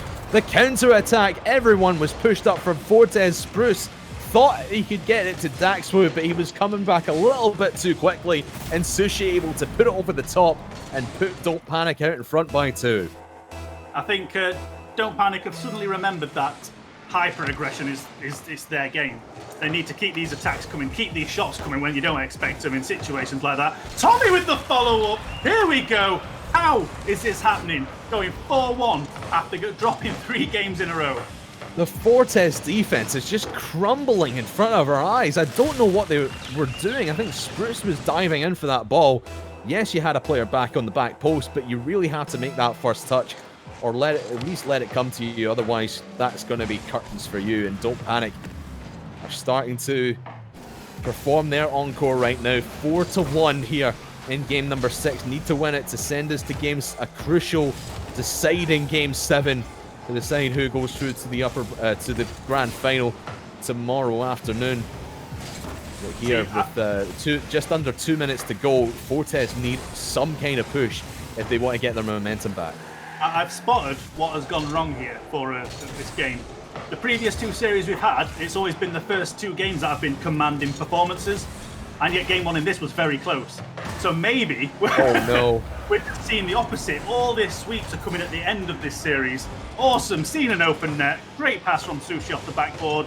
In fact, wasn't an open net, sorry, just both defenders missing it. Yeah, just getting drawn out. Just the 2 defenders there getting drawn out. James was probably the man to touch that. I don't know what really Spruce was doing. He was in a little bit of an awkward position as it was, and just that backflip takes him way out of the play. And now 5-1 for Don't Panic. They have found their cool once again, and it looks like this one might be ticking over into a deciding game number 7. We would not want it any other way here today, Squawk. No, in fact, I think it was only Gregan that predicted a game 7 would even occur here, and that's a lovely chip from Awesome. Can he finish it? Just been beaten to the ball there. James now going to try and bring it under control, but Tommy gets the block. Going to send it across. Dax trying to pick it up, but Sushi gets the deflection. There it is. Are we going to see a Brazil? In the upper bracket final, no less. 54 seconds remaining, and Sushi, what a pinch off of his opponent's car and squeezing it into the net like he does. Commanding lead and commanding performance from Don't Panic here in game number 6. Sushi trying to knock James out of the way. No follow-up. He does they do want to get this Brazil. They are not letting up the offense. They might have won the game at this point. Nonetheless, they want to embarrass Fortes by sending us to Rio de Janeiro. I'm sorry. That got me good there. Tommy going to play it up. Awesome going in for the aerial. Send it towards net. It's going to drop down. Spruce managing to get the save. Just beating Tommy to the ball. James now trying to go on the counter-attack, but Sushi's there. Plays it forward. Pass Spruce. There it is. Get your passports out and your plane tickets ready, everybody. We are going to Brazil. 19 seconds left, and Sushi stamps his passport pass into the Bay of Rio de Janeiro. A Brazil, ladies and gentlemen, has occurred.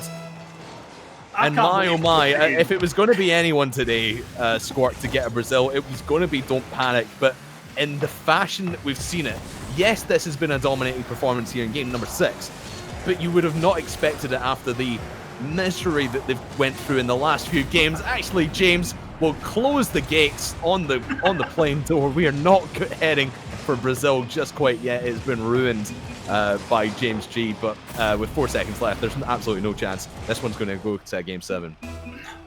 This has been phenomenal. I think pretty much every viewer was sat thinking this was it. Fortes taking that spot in the final, and Don't Panic, they have just come out of nowhere. They have bounced back so hard and just showing you can never rule this team out. I mean, we kind of ruled them out after game 3 and game 4, but they showed some fight in game 5, and now in this game number 6, just completely blowing everything out of the water.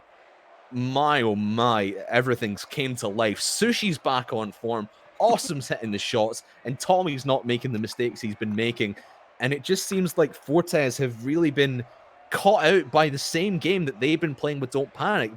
the shots that Don't Panic have been putting onto net, they've been getting the follow-ups, and Fortes have just been drawn out of defense, and then Don't Panic on the follow-up, they can get that second attempt and get the easy goal. That's exactly what's happened with Don't Panic. That's what's been happening with Fortes Esports in the last few games. So it's going to come down to this game 7. Who has the mentality to stay strong in defense and not let these follow-up plays get to them, and just get your rotations in order? That's going to be the key here as we move to Champions Field. Yeah, so are you going to change your prediction? Well, carried away here. I mean, I took DP. I put Don't Panic in 4-1, didn't I? Yeah. I mean, they've shown me. Certainly have. I really don't know at this point. This could go either way. I want to see an overtime, but not have the server crash this time, please. Oh, that'd be fantastic. Yeah, that'd be lovely. I think we are just waiting on. I think we're waiting on one of the players getting in. But we'll make sure these guys are ready. I think they are ready to go. Let's get this one underway, ladies and gentlemen. I'm going to stay with, actually, to answer your question, Quark, I'm going to keep with my prediction to Don't Panic. I think they have the momentum behind them now. But anything can happen when we come down to Champions Field. It's Game 7, ladies and gentlemen, off the kickoff. Oh, Tommy looking to slow things down right away. Spruce not wanting to play his games right to the backboard of the opposing side, but it's to the post. An exciting start here in the first 10 seconds, but no goal will come of it. That's definitely took the words right out of my mouth. I think with the momentum Don't Panic have got from that, their spirits have got to be so high, but Fortes are not going to back down. Dax trying to get the rebound, unfortunately not getting it. Awesome attempt in the clearance. Tommy going to pick this back up, playing it off the side. Unfortunately going to have to leave that, and Spruce Chimera is now on the attack. Can't get it past Sushi though. Dax now playing forward, and we've decided to start playing tennis all of a sudden. Tommy now going to have to defend here. Awesome knocking it to the side. And it looks like both attacks from both teams are going to falter, though it's certainly not over yet. It certainly is, and the tennis match back and forth. Ping pong between the defenses. Just comes to a head there as Awesome puts a shot, and Dax will be able to save that one away. So she gets it over one, but can't get it past the last two. That has drawn everyone out of defense, though, but at least Fortes have managed to corral this. Oh. And you can see when they get this double commit in defense and take two people out of the play, they do seem to hold on to possession a little bit longer because Don't Panic aren't pushing as hard. But now they want to control the game from the midfield. Don't Panic, and Tommy puts that high. He had everyone beat. He just needed to slot it under the crossbar, and he sends it into the backboard for Fortes to take it out of their own half. Yeah, the aggression's definitely showing from Don't Panic here again. They're trying to keep this ball stuck in the blue half. And it's not unfortunately working right now, but the defense, all three players are back ready for this. Awesome going to flick it forward, but Spruce Chimera's waiting. Going to play it back to Tommy. Tommy's going to knock it. Awesome centers it. Can anyone capitalize? James gets this, but it was a double commit from Fortes. So maybe the cracks are starting to show and the pressure's getting there. Awesome playing off the corner. Sorry. Yeah, sorry. Fortes really need to watch these double commits, as do Don't Panic.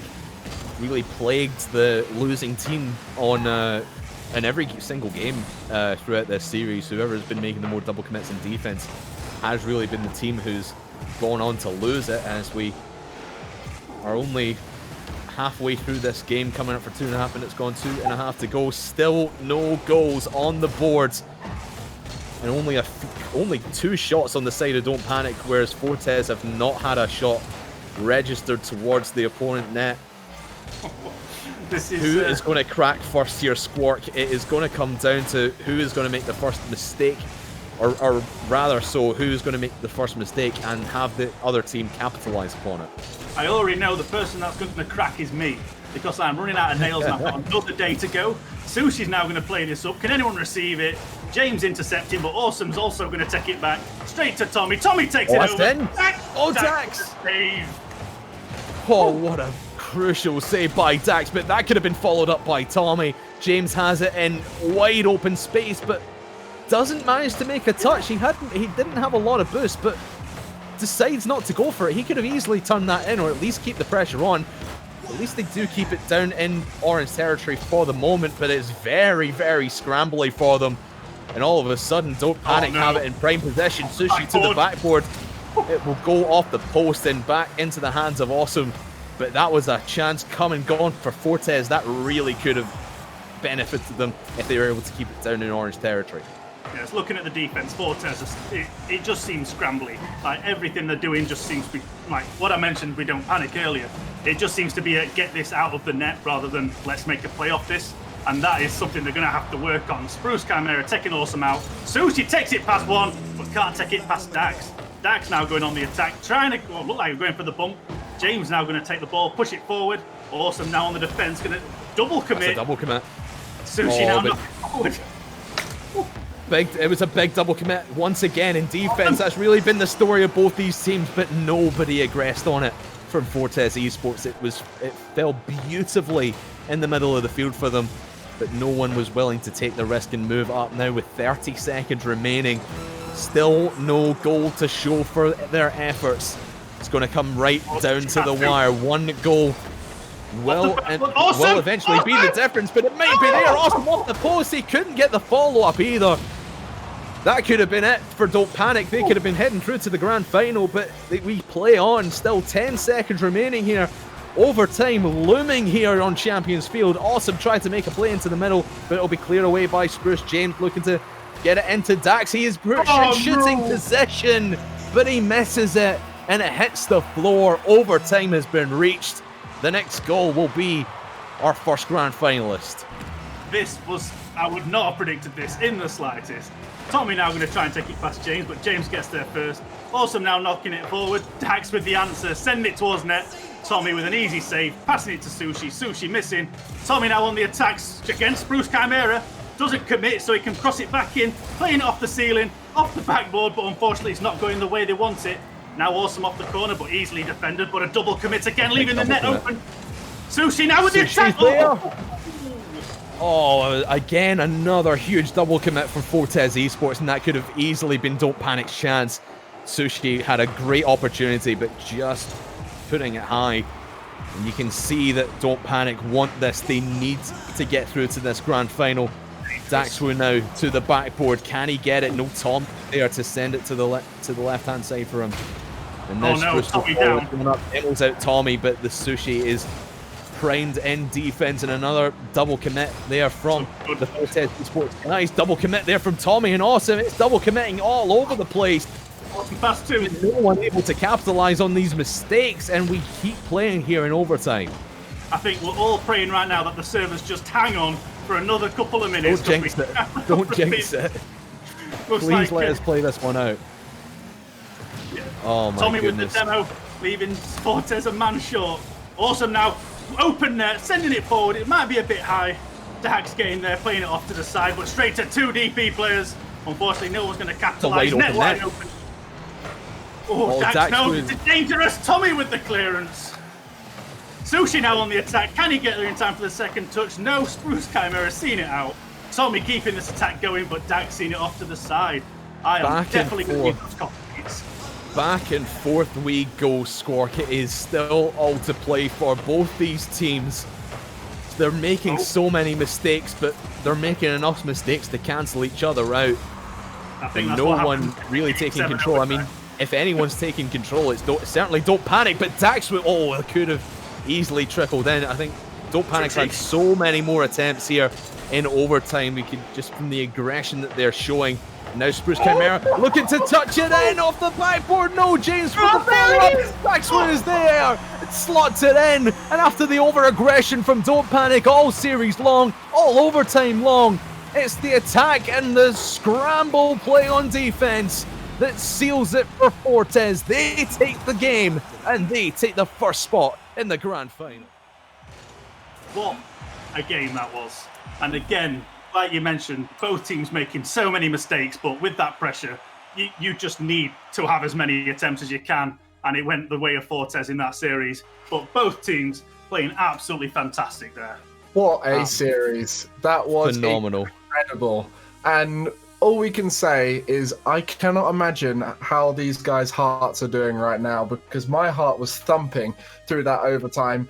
And these guys have made it so close. We've had two final game overtimes today, earlier on in the lower bracket and here in the upper bracket finals. So that does mean that Fortes Esports will be waiting in the grand final to see who they play between Sears and Don't Panic. The incredible Don't Panic can bleed. They have been taken out by Fortes Esports. What do you guys think happened there? Craftman, break it down. I think both teams were getting just a little bit too complacent in their over-aggressive style. I've mentioned it so many times. There was too many double commits when it came to the side of defense, really for both Fortes and Don't Panic. Really throughout it was a battle back and forth of the double commits for me throughout this entire series. But in that last game, everyone was just making mistakes left, right, and center. No one could really take full advantage because the ball was in open space half of the time. And Don't Panic, they tried their best to corral it, especially in that overtime. They tried to keep possession for themselves, but it was that mentality of one shot rotate, and it really hurt them in the end because Fortes were making the double commit mistakes, but they weren't capitalizing on them, and it was just unfortunate at the end the way that one rolled in for Fortes. Yeah, we went into that series. Even I made the prediction of 4-3, really not believing it, expecting Don't Panic to win. But in the end, Fortes are the real surprise team here. I think they've come out and showed us what a class, rounded team performance and star moments. We obviously saw James go absolutely crazy in one game, scoring 4 goals all by himself to really bring his team back into the series. But all 3 of them stepped up, with Spruce right at the end there getting that double tap to open up the chance for his team. I think we're going to be seeing that run back. If Sears don't step it up, then those 2 teams looked above and beyond everything we've seen so far in this competition. But there is every chance now that Sears wake up tomorrow and feel like a different team. We've seen that in the past, Squawk. What are you expecting to see tomorrow? We've got 2 games. We've got Sears versus Don't Panic, and then the winner of that goes on to take down Fortes Esports if they can, but they have to do it in 2 series. Well, that's a question and a half. The Sears and Don't Panic series, we saw it earlier. Don't Panic, it was a commanding performance from them. However, Sears did well. I mean, Sears are an absolutely fantastic team. This hasn't been their best tournament, but it's going to be very difficult to call that one. But I do hope that it will be Don't Panic going through, so we can see this again, because I cannot recover from that game. That was a fantastic series, and we do hope to see it again. But of course, it is up to Sears to try and prove a point that they are worthy of making that final. So we'll see that tomorrow. Do tune in tomorrow. We'll be here again from 3 p.m. BST, where we'll be seeing the lower bracket finals between Sears and Don't Panic.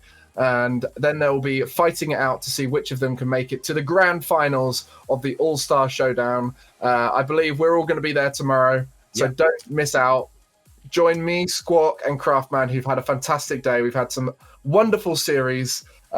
Favorite moment today for you, Craftman? That overtime at the start of the day in game number 5 between Sears and Ferris. Yes, it was a unfortunate circumstance with the server crash in the middle, but it was so back and forth. And for me, if Sears are to be the one to get through to this grand final against Fortes tomorrow, bring it, because I think it will just be an entertaining series as we just saw there. And for you, Squawk, favorite moment of today? For me, it's definitely the Don't Panic Brazil, after dropping so many games on the trot before it. That bounce back, the mentality to be able to do that was absolutely ridiculous. And they've just gone to show that this is a team that can go all the way. Have we got any MVPs from today? Because my favorite moment was probably the 0-second ball touching the ground that then puts Sears into the game 5. But any MVPs from today, it's got to be either someone from Sears to keep themselves in the tournament, or are we going to give it to someone from that Fortes team just then, or maybe a Don't Panic player who played really well? Who are you thinking of, man? You mentioned that 0-second save. I know I slated him a lot of the time, but I'm gonna have to choose Vinny as my MVP. He stepped up. Yes, he was making a lot of mistakes, but after I criticized him, he was banging them in left, right, and center. And that 0-second save saved their bacon. They could have been out of the tournament by this point if he hadn't made that. And some clutch goals from him as well, especially in game 5. And for you, Squawk, MVP of today for you? For me, it was James from Fortes, absolutely smashing it there. you could see like even one game it was like a one-man show. Didn't need the teammates. They were there, but it was just all James. And I think to be able to do that it was also a counter-attacking score from them. To be able to bounce back and pull that off was just absolutely fantastic to see. Yeah, I was going to say James as well, because it was his 4-goal game that really brought that team back to life, back into the series, and he played fantastically throughout. We'll see them all tomorrow. Let's see whether the Don't Panic team can step up and bounce back from that loss, because that is the first time we've seen them really be matched for ability, but maybe now Sears will show what they've got. Do tune in again tomorrow, like I said, 3 p.m. BST, where we'll be watching the lower finals, followed by the grand finals, and we'll be seeing who wins the All-Star Showdown. Thank you to everyone in the background who's been working away, the admins, the fantastic team behind the stream. I'm going to say Elliot, because he does everything.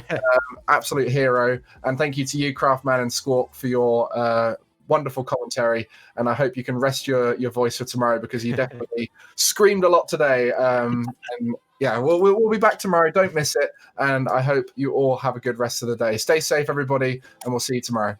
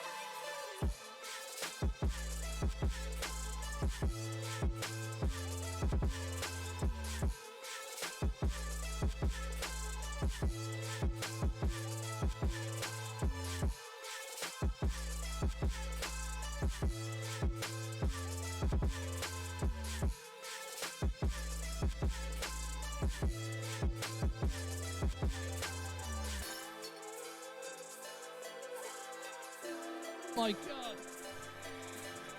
Raiders, welcome. Welcome. Good grief, everyone from British Esports. How